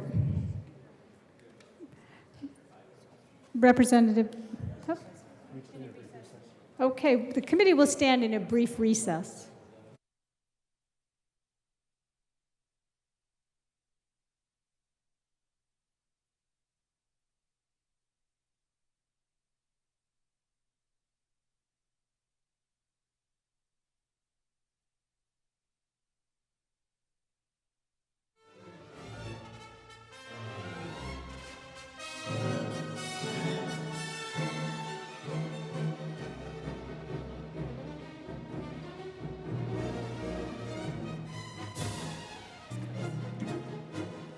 The House will come back to order. Representative Basenecker to the committee report. Thank you, Madam Chair. We ask for a yes vote on the committee report. The question before us is the adoption of the committee report as amended. All those in favor say aye. All those opposed, no. The ayes have it. The committee report is adopted. Representative Basenecker. Thank you, Madam Chair. We have two technical amendments to the bill, and so I move L14 and ask that it be displayed. That is a proper motion.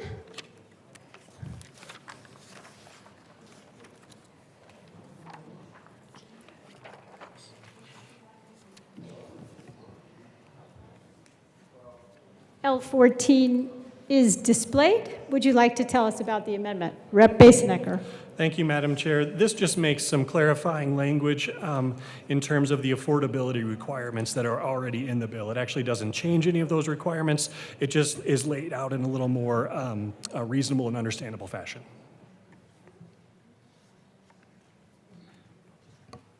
Okay, the committee has come back to order. I said the wrong word earlier. And so the question before us is the adoption of Amendment L014. All those in favor say aye. Aye. All those opposed, no. The amendment is adopted. Representative Basenecker. Thank you, Madam Chair. One more amendment, L022. We ask that it be, I move L022 and ask that it be properly displayed. That's a proper motion. And the amendment is displayed. Representative Basenecker. Thank you, Madam Chair. This just makes it clear in the bill that the right of first refusal is secondary to any existing right of first refusal or contingent property right regarding the qualified property. It just makes it clear that the right of first refusal does not usurp an existing contractual right to the property. Is there any further discussion of L022? Seeing none, the question before us is the adoption of L022. All those in favor say aye. Aye. All those opposed say no. The ayes have it. The amendment is adopted. Representative Basenecker to the bill. Representative Sirota. Thank you, Madam Chair. Colleagues, I am so pleased to have this bill before you today. We have had a robust discussion throughout our stakeholder process over the last several months in committee and now here on the floor. What we attempt to do is add one more tool to the toolbox of our local governments to address the affordable housing crisis that we face here in the state of Colorado. By providing local governments with a right of first refusal to purchase a multifamily dwelling to preserve affordable housing in our counties and municipalities, we expect that this will be an important tool used sparingly and judiciously by our local governments, but can have really, truly a significant and meaningful impact for the hundreds of thousands of Coloradans that currently struggle to find and maintain affordable housing for themselves. This is simply an opportunity for a local government to enter into a market that is broken. It doesn't work. When private equity can come in and sweep up naturally affordable housing, occurring affordable housing in 24 hours, our local governments do not have the opportunity to compete, and it is pricing our residents out of their communities on the Front Range, in our rural resort communities, and in our rural communities. And so, the sellers are still able to get their asking price for the property. It merely levels the playing field so that we are able to preserve more affordable housing for our residents. I ask for your aye vote. Representative Bradley. Thank you, Madam Chair. I'd like to move Amendment L027 to House Bill 1190 and ask that it be displayed. That's a proper motion. And Thank you. the amendment is displayed. Go ahead, Rep. Bradley. Thank you, Madam Chair. We just feel like this is an invalid use of the safety clause. No one's in immediate danger. No one has immediate danger to their health or safety. And so we would like to ask that the clause be changed to a petition clause. Thank you. Representative Basenecker. Thank you, Madam Chair, and thank you, Representative, for the thoughtful amendment. While we do agree that we will move on the petition clause, I would also just highlight for many folks this is an imminent issue in terms of housing. However, we are pleased to have the discussion with our colleagues and ask for a yes vote on this amendment. The question before us is the adoption of Amendment L027. All those in favor say aye. Aye. All those opposed, no. The ayes have it. The amendment is adopted. Representative DeGraff. Yes.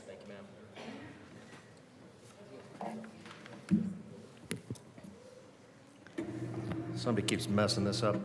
It's probably Representative Bacon. Thank you, Madam Chair. It is a privilege to work with you. It is a privilege to work with you. Thank you. This bill really emphasizes, once again, that there is no problem that the government can't make worse with a solution. Every week, I think we've tapped out on bad ideas, and then we start a new week, and we dig to a new level.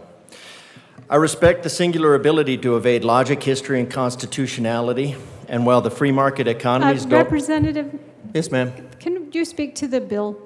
I'm going to the bill. I'm Thank you. introducing.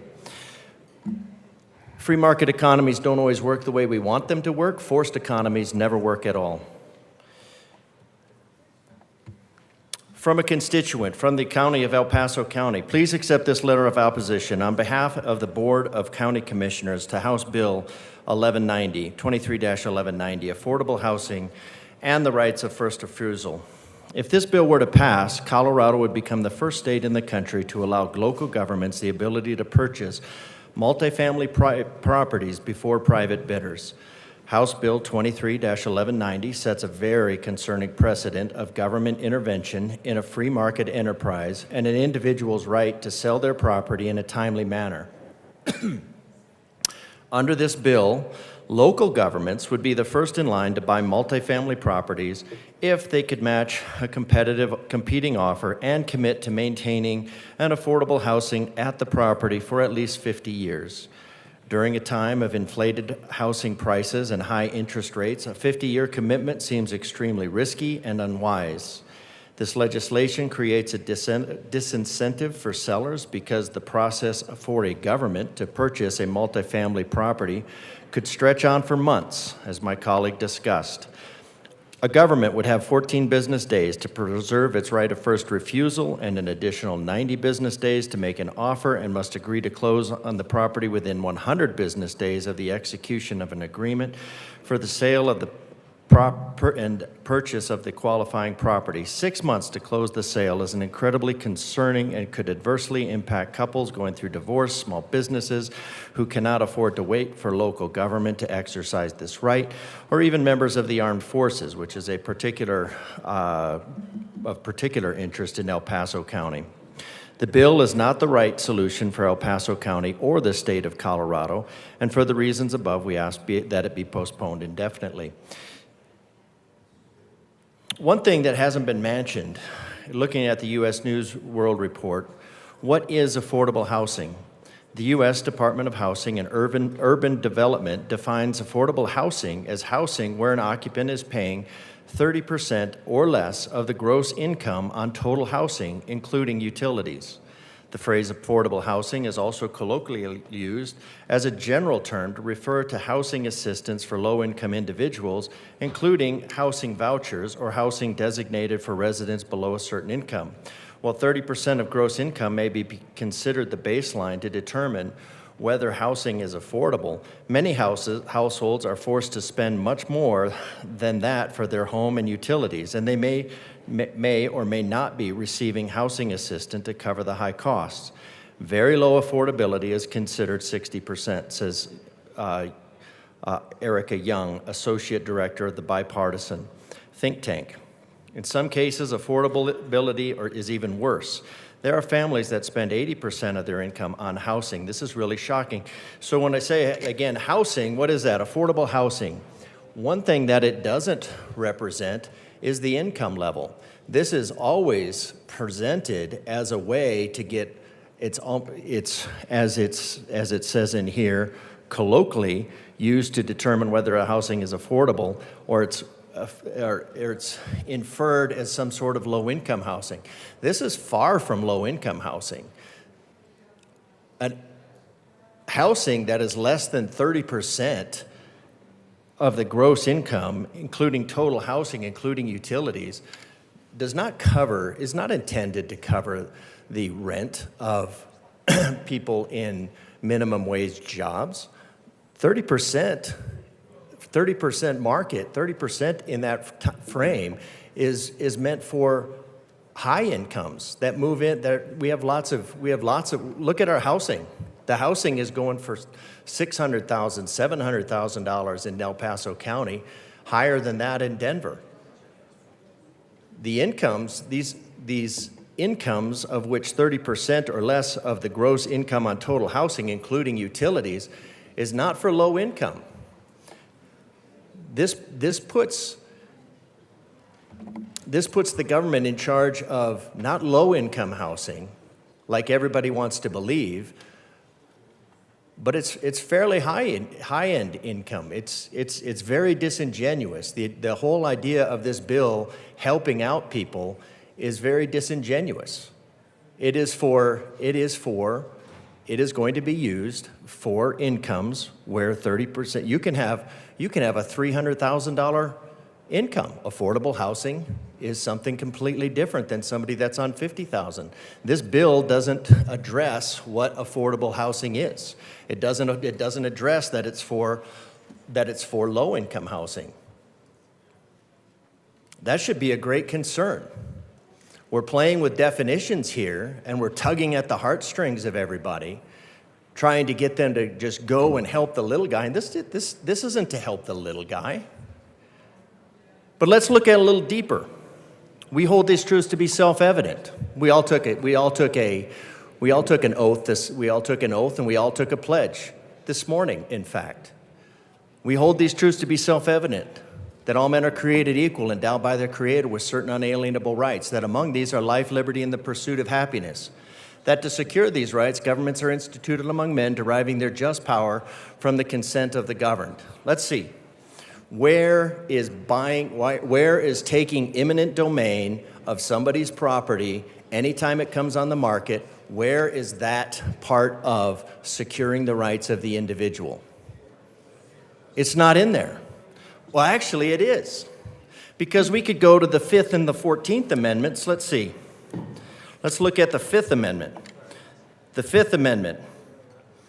No person shall be held to answer for a capital or otherwise infamous crime unless on a presentment or indictment of a grand jury, except in cases arising in the land of naval forces or in the militia when in actual service in time of war or public danger.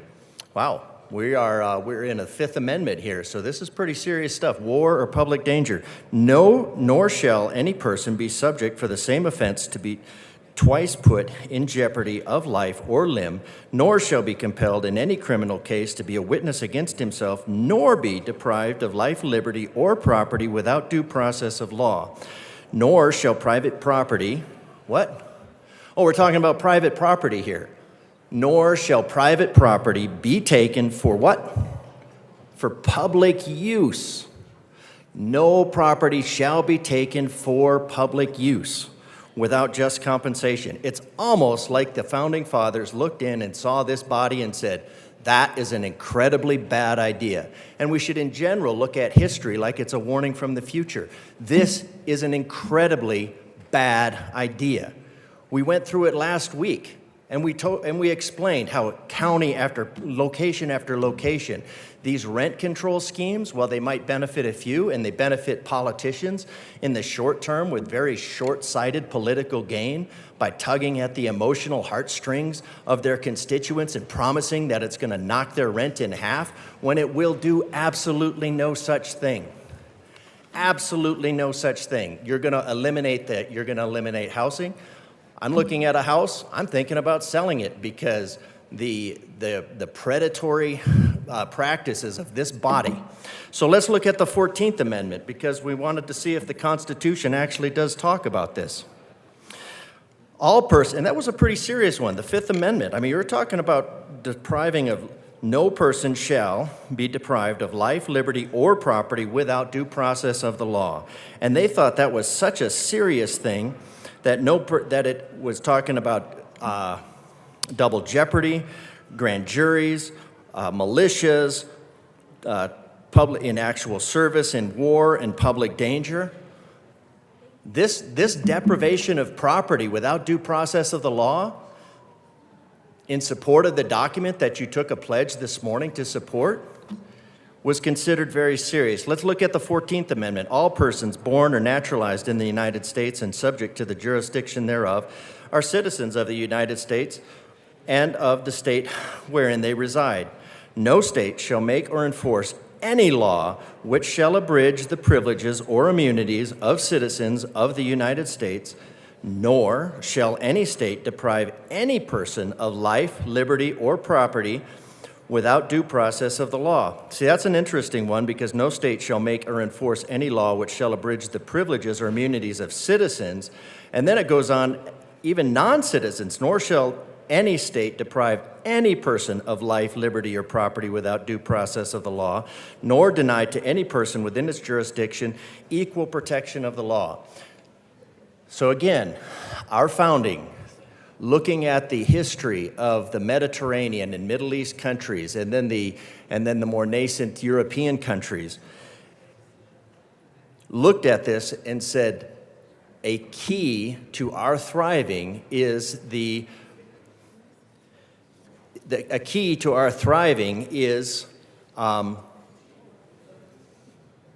preservation and personal utilization of private property. If you look at life, liberty, and property, those were considered the keys to fulfillment. So we have economically, this is a bad idea. You will lose housing availability. Morally, it's a bad idea. You're lying to your constituents. Constitutionally, you're lying to your constituents if you're telling them that this is going to lower rent. So it needs to be, you need to tell your constituents that no, we're going to do this for short-term political gain. It's going to drive out housing units, and it's going to overall increase the cost and decrease your mobility. It's unconstitutional at the 5th Amendment level, at the 14th Amendment level.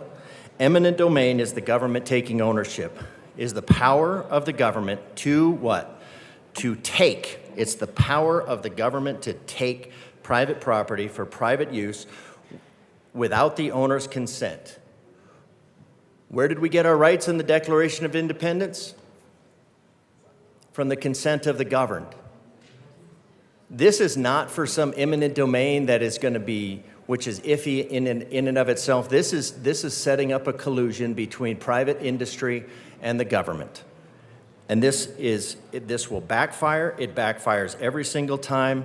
Now, again, I respect the singular ability to evade this, but free market economies don't work on the laws of wishful thinking, and the forced economies that this is don't work at all. I sincerely, for the benefit of your constituents, for the benefit of Colorado in general, and sanity, I respectfully request a no vote on this bill that will do 100% of the opposite of what it promises. Rep. Soper. Thank you, Madam Chair. I move Amendment L026 and ask that it be properly displayed. That's a proper motion, and your amendment is displayed. Go ahead, Rep. Soper. Thank you, Madam Chair. So members, this amends from 90 days to 60 days from the point when notice has to be made until offer, and then it changes from 180 to 120 from when closing has to occur. We believe that tightening this up, and we already changed calendar days in the committee report, this helps greatly have a little bit more certainty to landowners who are going to be selling their units, and would ask for a yes vote. Thank you. Representative Basenecker or Sirota? Okay. The committee will stand in a brief recess.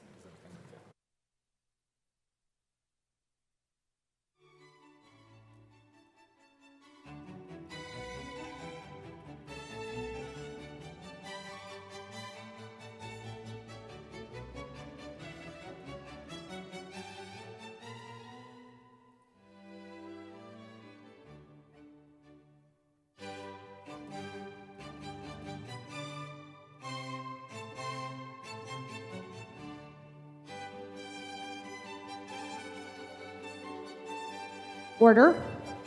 Rep. Basenecker.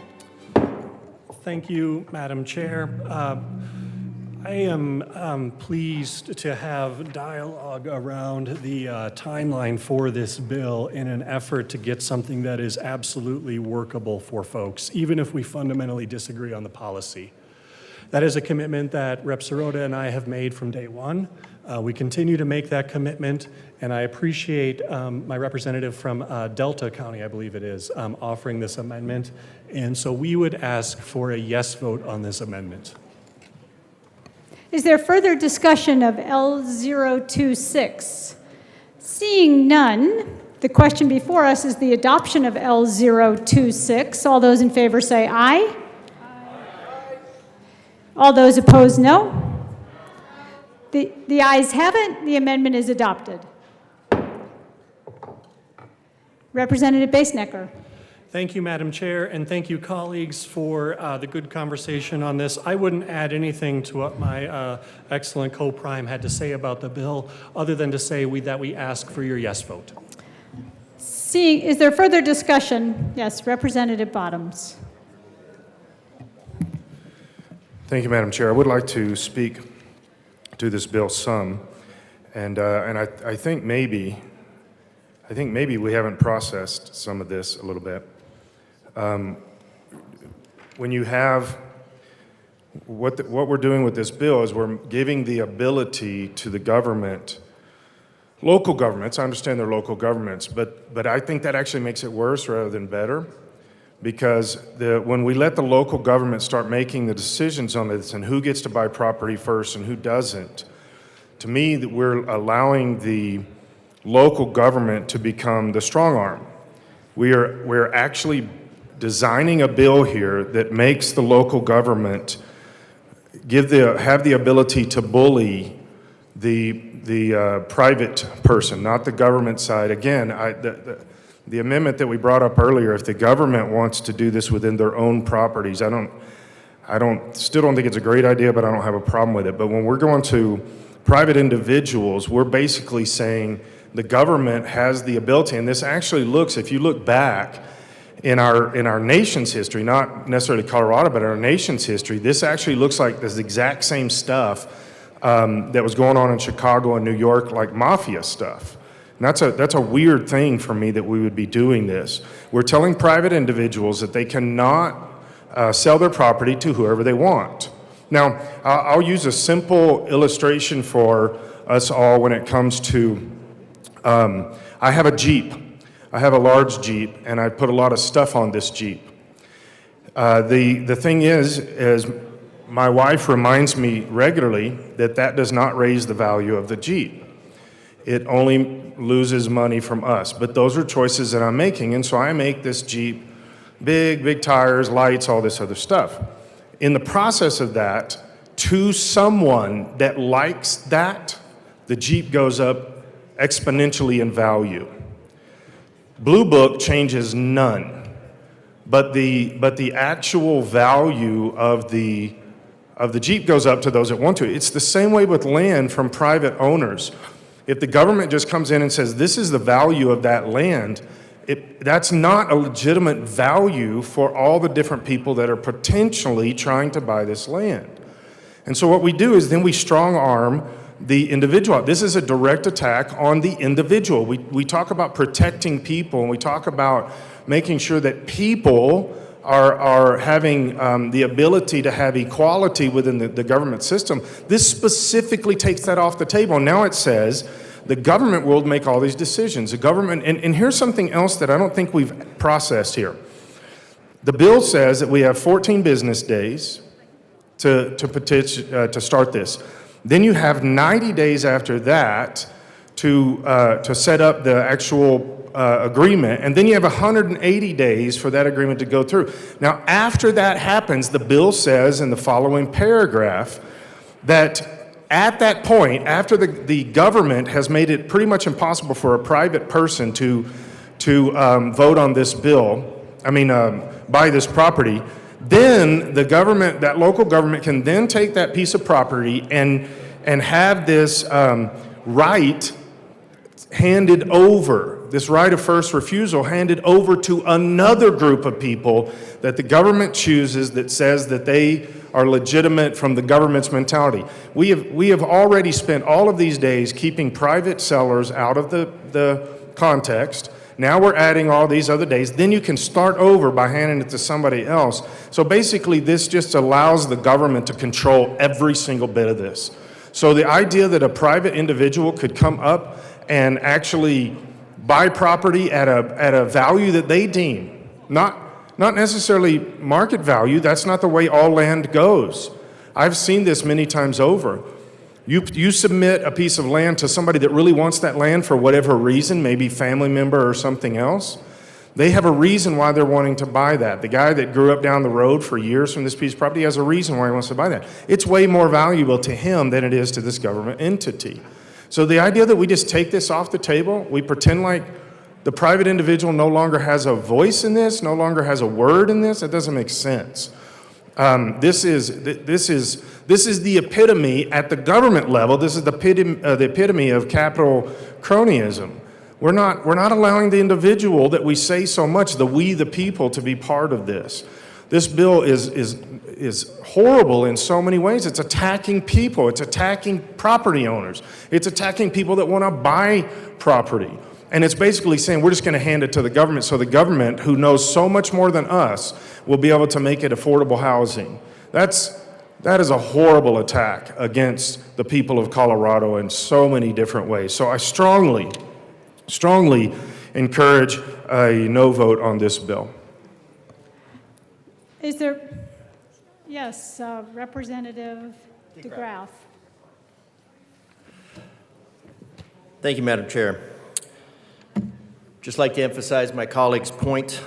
For instance, Hummel figurines mean absolutely nothing to me. And I wouldn't pay anything for them, but sometimes they go for thousands of dollars, and that's the beauty of the free market. This is the forced market. We're talking about the forced market in collusion with the government. We also have the ability to solve the problem in this House. And the ability to solve this problem is because affordable housing, as I just went to, is about 30% of your money going to housing. That includes rent and utilities. And where does the bulk of utilities come from? Well, the bulk of utilities comes from your energy costs. Why are our energy costs going up?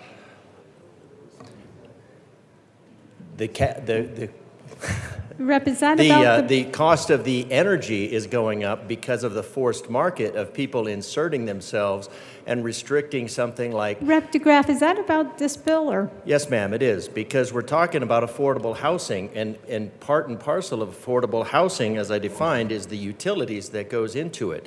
And the utilities that go into that property are being driven up every day by artificial constraints on fuel.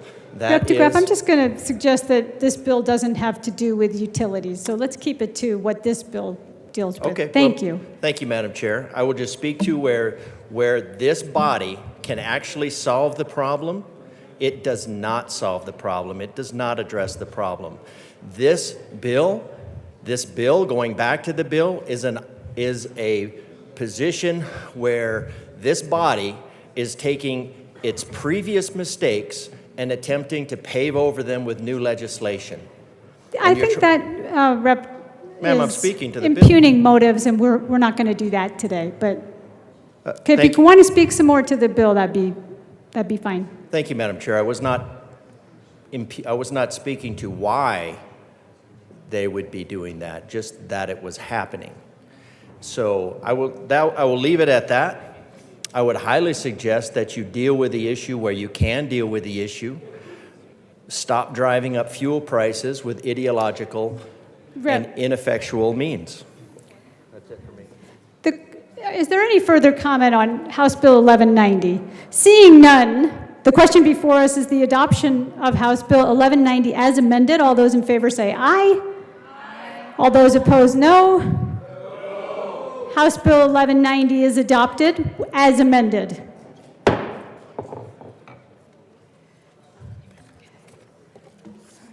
Madam Majority Leader. Thank you, Madam Chair. I move to lay over Senate Bill 0281 bill. Mr. Shevel, can you please read the title of Senate Bill? Senate Bill 28 will be laid over one bill. Mr. Shevel, please read the title to Senate Bill 23095. Ken, you want me to start talking? Senate Bill 95 by Senators Janal and Gardner, also Representative Soper and Doherty, concerning criminalizing unlawfully pointing a laser device at an aircraft. Representative Doherty. Thank you, Madam Chair. I move Senate Bill 95, and we do have an amendment.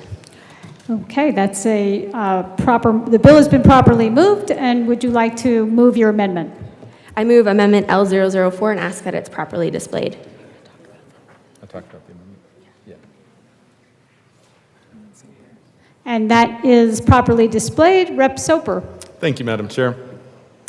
So members in committee, we had a lengthy debate to make sure that if there had been a laser strike, that it be one that actually be reported, that it's one that had this nexus to the aircraft. We didn't want to have a situation to occur where a laser could be hitting the aircraft but not have actually been a strike, meaning it's come into the cockpit, it's blinded people with either temporary or permanent vision loss.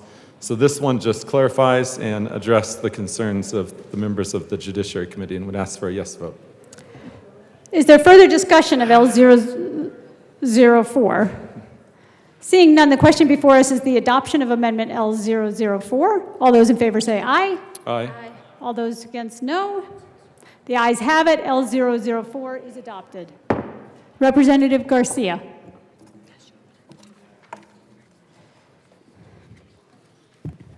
Thank you, Madam Chair. Members, Madam Chair, I move L006 and ask that it be displayed. That's a proper motion.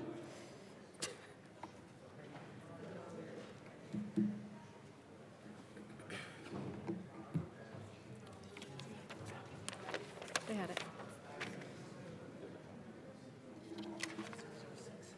Is that what it is?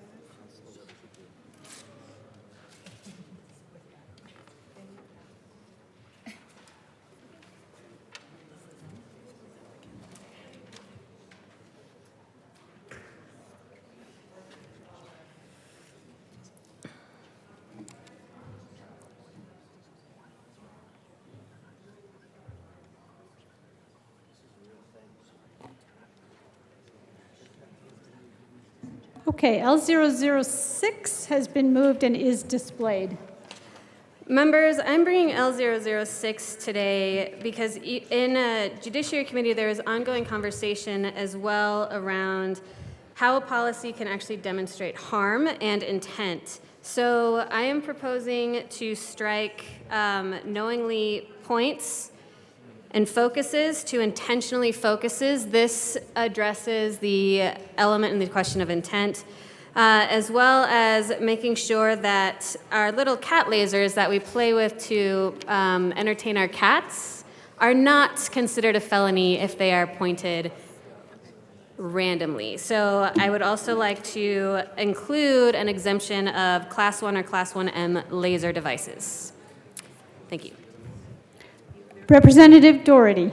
Thank you, Madam Chair. And we're asking for a no vote on this amendment. If you'll see in the bill, on page 2, it's a personally who knowingly points, focuses, or aims the beam of a laser device at an aircraft in flight. And we think that is very clear in the bill as stated. And essentially, we're talking about lower flying planes, such as Flight for Life. And the seriousness of this is that any laser pointed in a pilot's face can permanently blind them. So again, we're asking for a no vote on this amendment. Yes, Representative Evans. Thank you, Madam Chair. So I've been a helicopter pilot, and not only have I been a helicopter pilot, I've been lased before. And being lased is something that is completely incapacitating to anyone that is operating that aircraft. When you're being lased, the intentionality of that event doesn't affect the safety hazard that this imposes on the crew that are trying to operate that aircraft.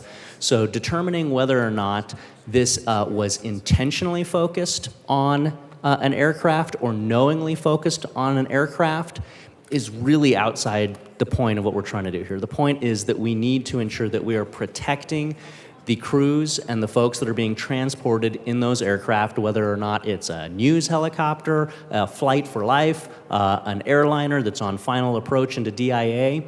We're trying to protect those crews and the passengers on that aircraft from the incapacitating effects of a lasing event. And that lasing event is typically going to be something that is reported by the pilots to air traffic control and ultimately to law enforcement. And being able to determine whether or not this was knowingly or intentionally really waters down the safety of air transportation. What we're talking about is impacting the safety of an aircraft and the crew while it is in flight. Rep. Bacon. Thank you, members. I just wanted to also come up and explain a little bit in support of the amendment, although we have been in conversations with the sponsors. To be clear, the Judiciary Committee supported this bill in the sense that we know that lasing is real. We know that it is incredibly harmful, and we want to be able to support our pilots that they be able to do their jobs, especially those, not just especially, but we also heard from those who pilot air ambulances. What we wanted to be sure, though, is that we structured the language so that there isn't any vagaries, and that we don't have either an overuse of the law or are able to actually prosecute it or defend it. And so typically when we create crimes, harm is named in the crime. For example, we heard about crimes of menacing or assault and whatnot. And in order for those to be justified in court, someone has to have been harmed, AKA touched, AKA feel scared. And right now, the bill simply just names the crime of pointing a laser. We weren't sure if any laser could cause this crime. At pointing, and sometimes pointing is different than aiming a laser at a plane, and so we wanted to make it so that it was understandable and narrow.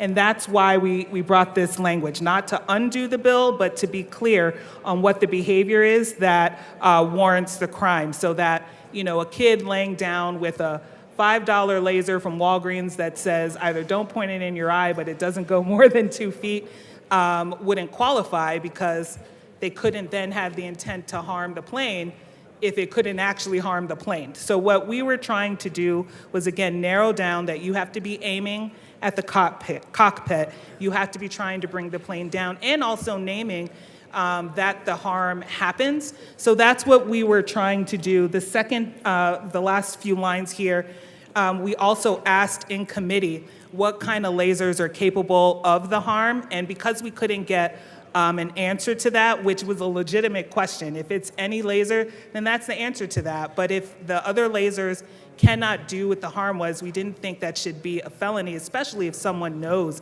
that that laser can't do that harm. So that's where this came from. We just wanted to put on the record that to the extent that we can, to help people understand what we're trying to accomplish when these charges are brought up and prosecuted, that they can hear from the legislature. Representative DeGraff. Thank you, Madam Chair. As a pilot as well, the lasing is incredibly dangerous, especially low altitudes. This is a very serious event. I'm against this amendment just because one reason that it just says focuses, and laser is a coherent beam of light, so it is not focused, it's just pointed. So I think in terms of vagaries in the language, that this would create one. Somebody with a $5 laser pointer from Walmart, you're not going to see that at the altitudes, even low altitude, so you're not going to have that issue.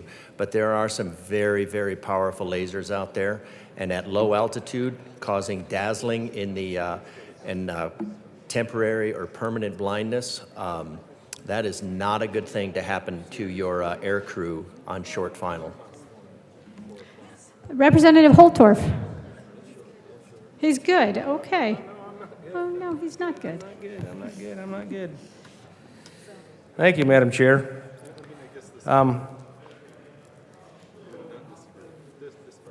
The first part of the amendment is a little confusing with knowingly points and intentionally focuses.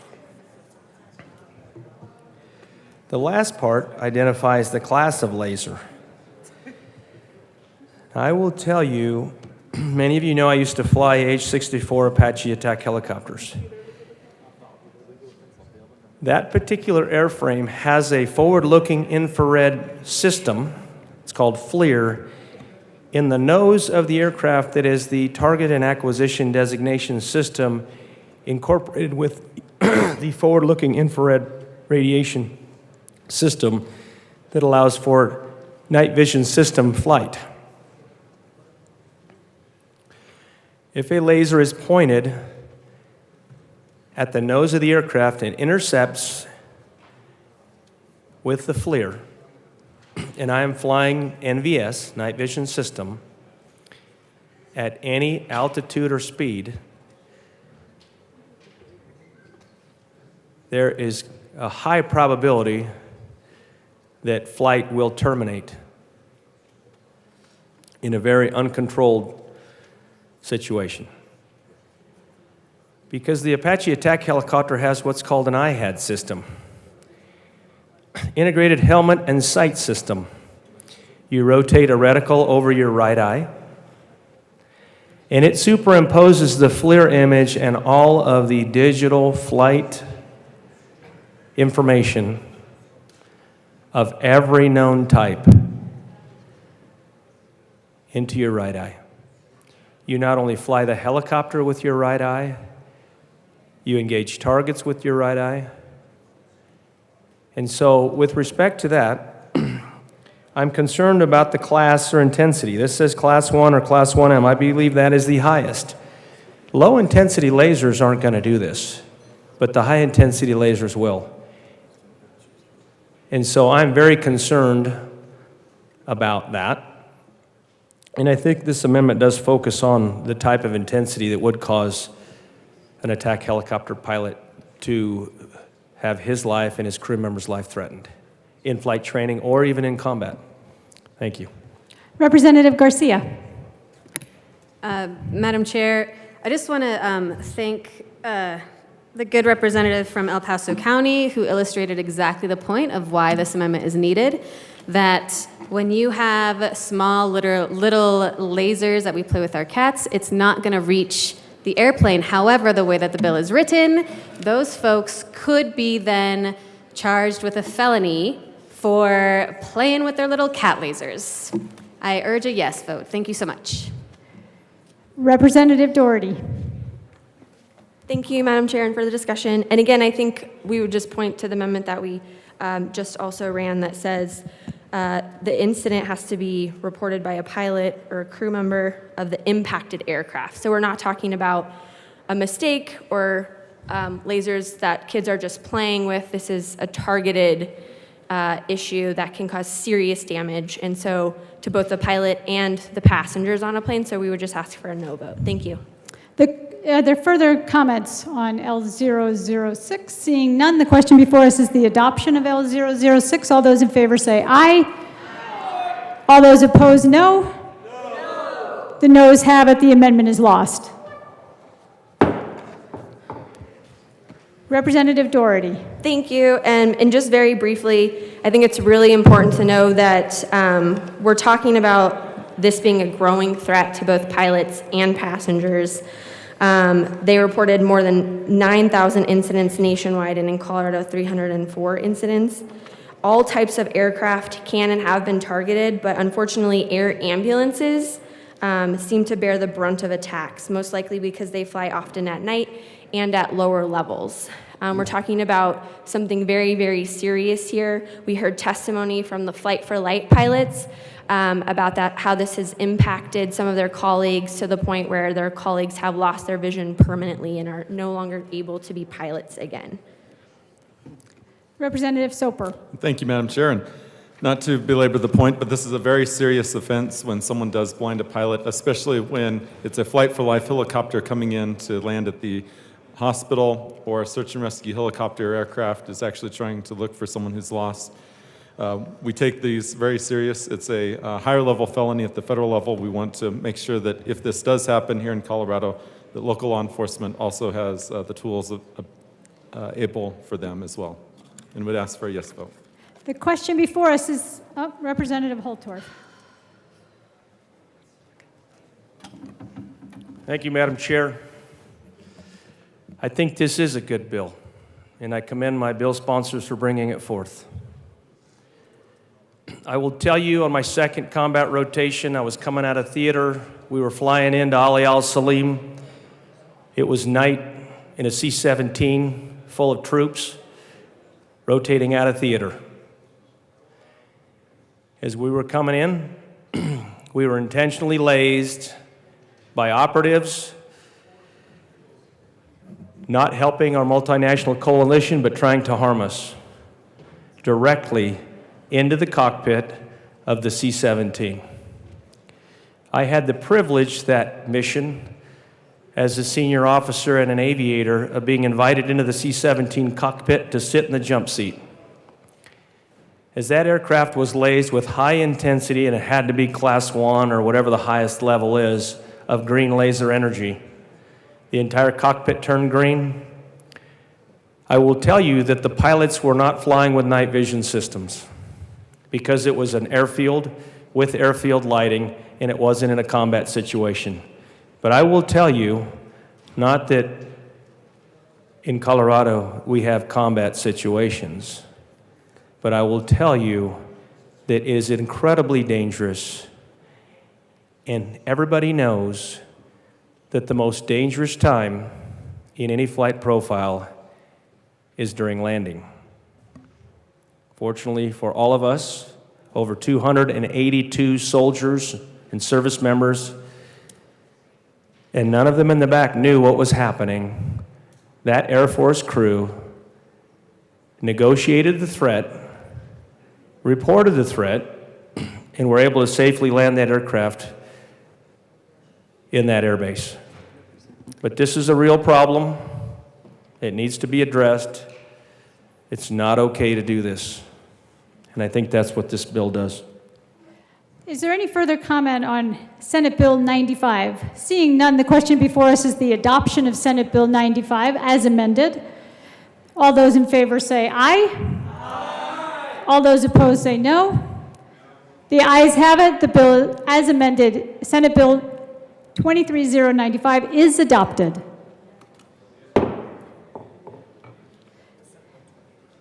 Mr. Schiebel, please read the title of the Senate Bill 28. Senate Bill 28 by Senator Gonzalez, also Representatives Epps and Soper, concerning the penalty for committing any of certain offenses involving the operation of a commercial vehicle. Representative Soper. Thank you, Madam Chair. I move Senate Bill 28 and the Judiciary Committee report. Those are proper motions. Representative Soper. Thank you, Madam Chair. So in the House Judiciary Committee, we actually took off a Senate amendment that tried to move the offense up to a misdemeanor for driving without a CDL. We put it back down to a Class A traffic infraction, as this is a CCJJ bill, and we wanted to make sure that we honored the CCJJ commitment, which is the bill goes through unamended as it was pre-negotiated. And we just want to honor that. Would ask for a yes vote. The question before us is the adoption of the committee report, Senate Bill 28. Seeing no further discussion, all those in favor say aye. Aye. All those opposed, no. The ayes have it. The committee report is adopted. To the bill. Representative Soper. Thank you, Madam Chair. In 2021, we had Senate Bill 271 that was a big misdemeanor bill. And it was hundreds of pages long, or at least it felt that long. And we made lots of changes. That was also a CCJJ bill. But this bill before us is also part of the correction. So what had happened is we had moved down the infraction class to a Class A traffic infraction, but the penalty was still at the misdemeanor level. So this is just aligning the two to be a Class A traffic infraction so that the penalty and the offense itself are actually at the same level. And would ask for a yes vote. Is there further discussion of Senate Bill 28? Seeing none, the question before us is the adoption of Senate Bill 28 as amended. All those in favor say aye. Aye. All those opposed, no. The ayes have it. Senate Bill 28 is adopted as amended. Madam Majority Leader. Thank you, Madam Chair. I move to lay over the balance of the general orders calendar until tomorrow. The balance of the calendar should be laid over until tomorrow. Madam Majority Leader. Thank you, Madam Chair. I move the committee rise and report. That's a proper motion. The committee will rise and report.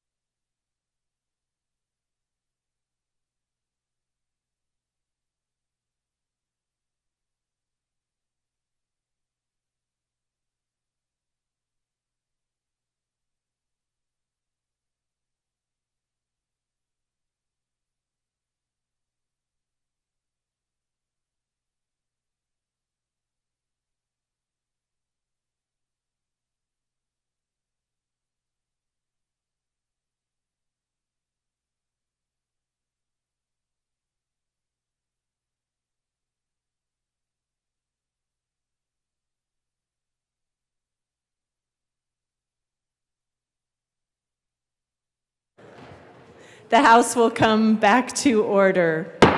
Mr. Schiebel, please read the report of the Committee of the Whole. Madam Speaker, your Committee of the Whole begs leave to report as under consideration the following attached bills, being the second reading thereof and making the following recommendations thereon. House Bill 1190 as amended, 1192 as amended, passed on second reading and ordered engrossed and placed on the calendar for third reading and final passage. Senate Bill 28 as amended, and 95 as amended, passed on second reading and ordered revised and placed on the calendar for third reading and final passage. House Bill 1114, 1171, 1185, 1202 laid over until March 7th, 2023. Representative Amabile, now you get to go.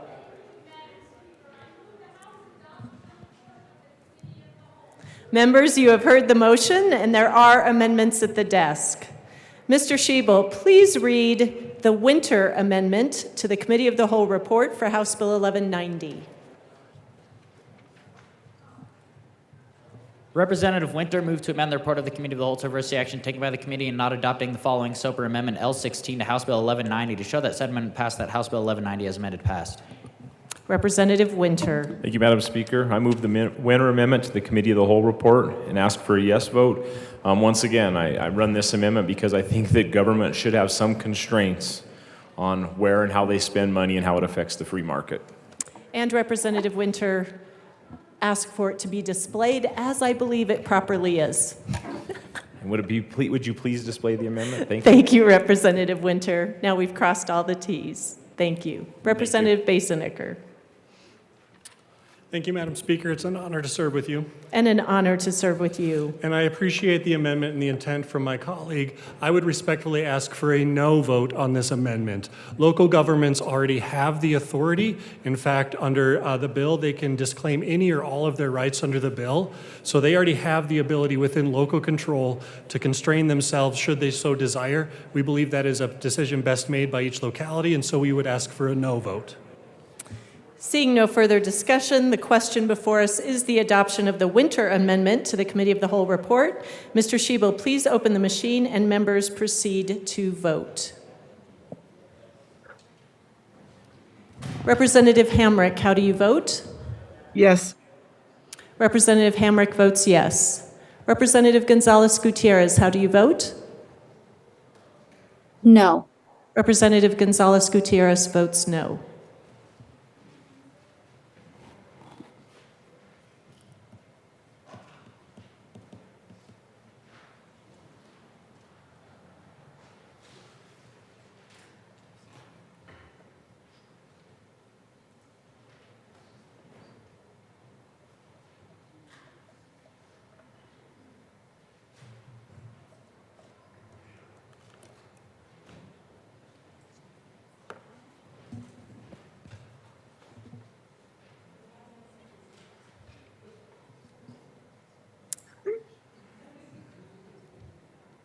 Representative Herod is excused. With 20 aye, please close the machine. With 20 aye, 37 no, and 8 excused, the Winter Amendment to the Committee of the Whole report is lost. Mr. Schiebel, please read. I think I have a first and second SOPR amendment. Yes. The first SOPR amendment to the Committee of the Whole report for House Bill 1192. Representative Sober moved to amend the report of the Committee of the Whole to reverse the action taken by the committee in not adopting the following SOPR amendment L8 to House Bill 1192 to show that said amendment passed, that House Bill 1192 as amended passed. Representative Soper. Thank you, Madam Speaker. I move the first SOPR amendment and ask that it be properly displayed. It is displayed. Please proceed. Thank you, Madam Speaker. So this amendment removes Section 1 from the bill so that then the bill would apply to antitrust and to price gouging. And it's one that would help us be able to get behind the bill and support it. Now, I'd ask for a yes vote. Representative Weissman. Thank you. I do appreciate support from the representative from Delta County for parts 2 and 3 of the bill. This, as noted, guts Section 1 out of the bill. Right now, we have one of the weaker consumer protection laws in the entire country. It was noted by an expert witness in committee that even if this bill passes entirely, we land in about middle of the pack. My contention is that Colorado consumers deserve at least that much, that our constituents consumers of goods and services in this state should not have lesser remedies than are available in most other states. That's why I'm asking for a no vote on the amendment. Seeing no further discussion, the question before us is the adoption of the first SOPR amendment to the Committee of the Whole report. Mr. Schiebel, please open the machine and members proceed to vote. Representative Hamrick, how do you vote? No.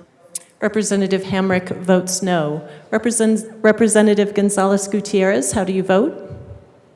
No. Representative Gonzalez-Gutierrez votes no.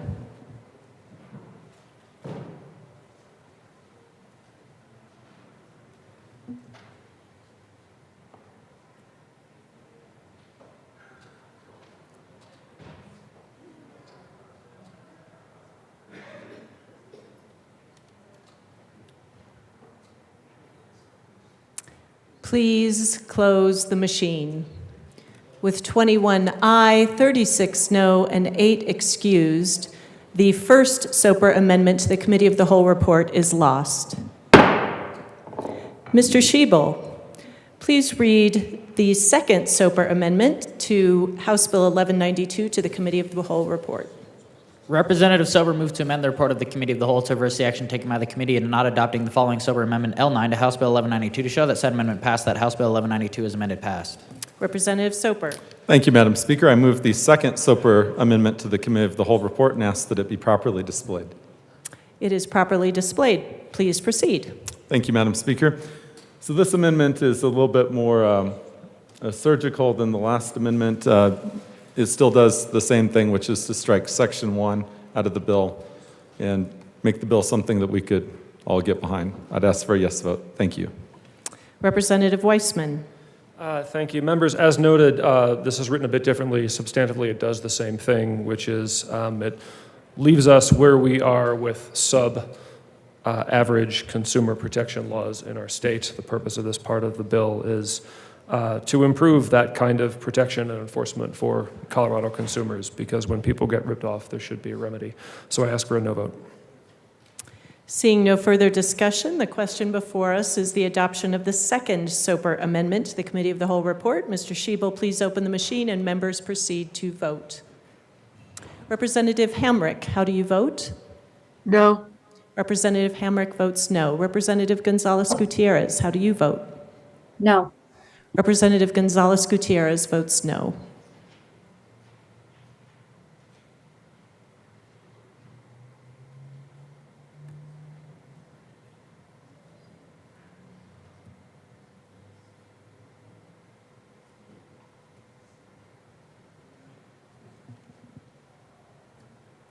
Please close the machine. With 21 aye, 36 no, and 8 excused, the second SOPR amendment to the Committee of the Whole report is lost.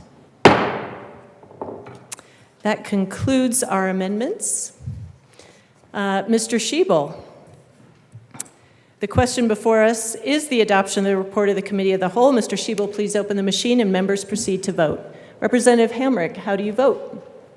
Yes. Representative Hamrick votes yes. Representative Gonzalez-Gutierrez, how do you vote?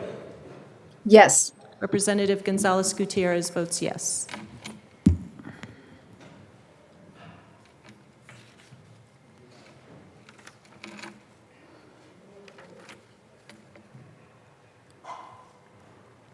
Please close the machine. With 39 aye, 18 no, and 8 excused, the report of the Committee of the Whole is adopted. Madam Majority Leader. Thank you, Madam Speaker. I move to lay over the balance of the calendar until tomorrow. Seeing no objections, the balance of the calendar will be laid over until tomorrow. And before I call on you, Madam Majority Leader, I am going to check in. Are there any additional announcements or introductions? I have one. Representative Weissman will replace Representative Doherty on the Finance Committee for today only. And Representative Holtorf. Thank you, Madam Speaker. Thank you, esteemed colleague, for a very vigorous debate this morning and also compromise and consideration. Today is a very important day to all of us in the chamber. One of the greatest battles fought iconic in American history, and iconic for the state of Texas. Today is the anniversary of the fall of the Alamo. For names like James Bowie, William B. Travis, Davy Crockett, and around 2 other men who defended the Alamo to the end, standing up for Texas, independence, freedom, liberty, and what is the Texas spirit. There are many in my district who share that spirit and say they will also stand and fight to the bitter end to protect their freedoms, their rights, and their liberties, just like was done in the Alamo. Thank you. Thank you, Rep. Holtorf. Representative Michelson-Janay. Thank you, Madam Speaker. Members, tomorrow is Colorado Women's Chamber. Oh my gosh. I am a member of the Colorado Women's Chamber, and the Colorado Women's Chamber is coming to the Capitol tomorrow, so please visit them. I don't remember the exact location, but they will be having breakfast.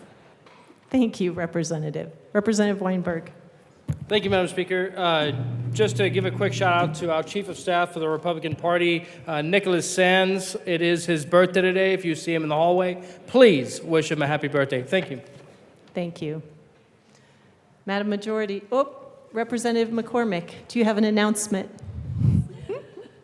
Thank you, Madam Speaker. I meant to announce this morning in Ag, Water, and Natural Resources today we'll also have a very short presentation on the water plan, hopefully like 15 minutes. So see you there. Excellent. Thank you. Madam Majority Leader. Thank you, Madam Speaker. I move that the House stand in recess until later today. Seeing no objection, the House will stand in recess until later today.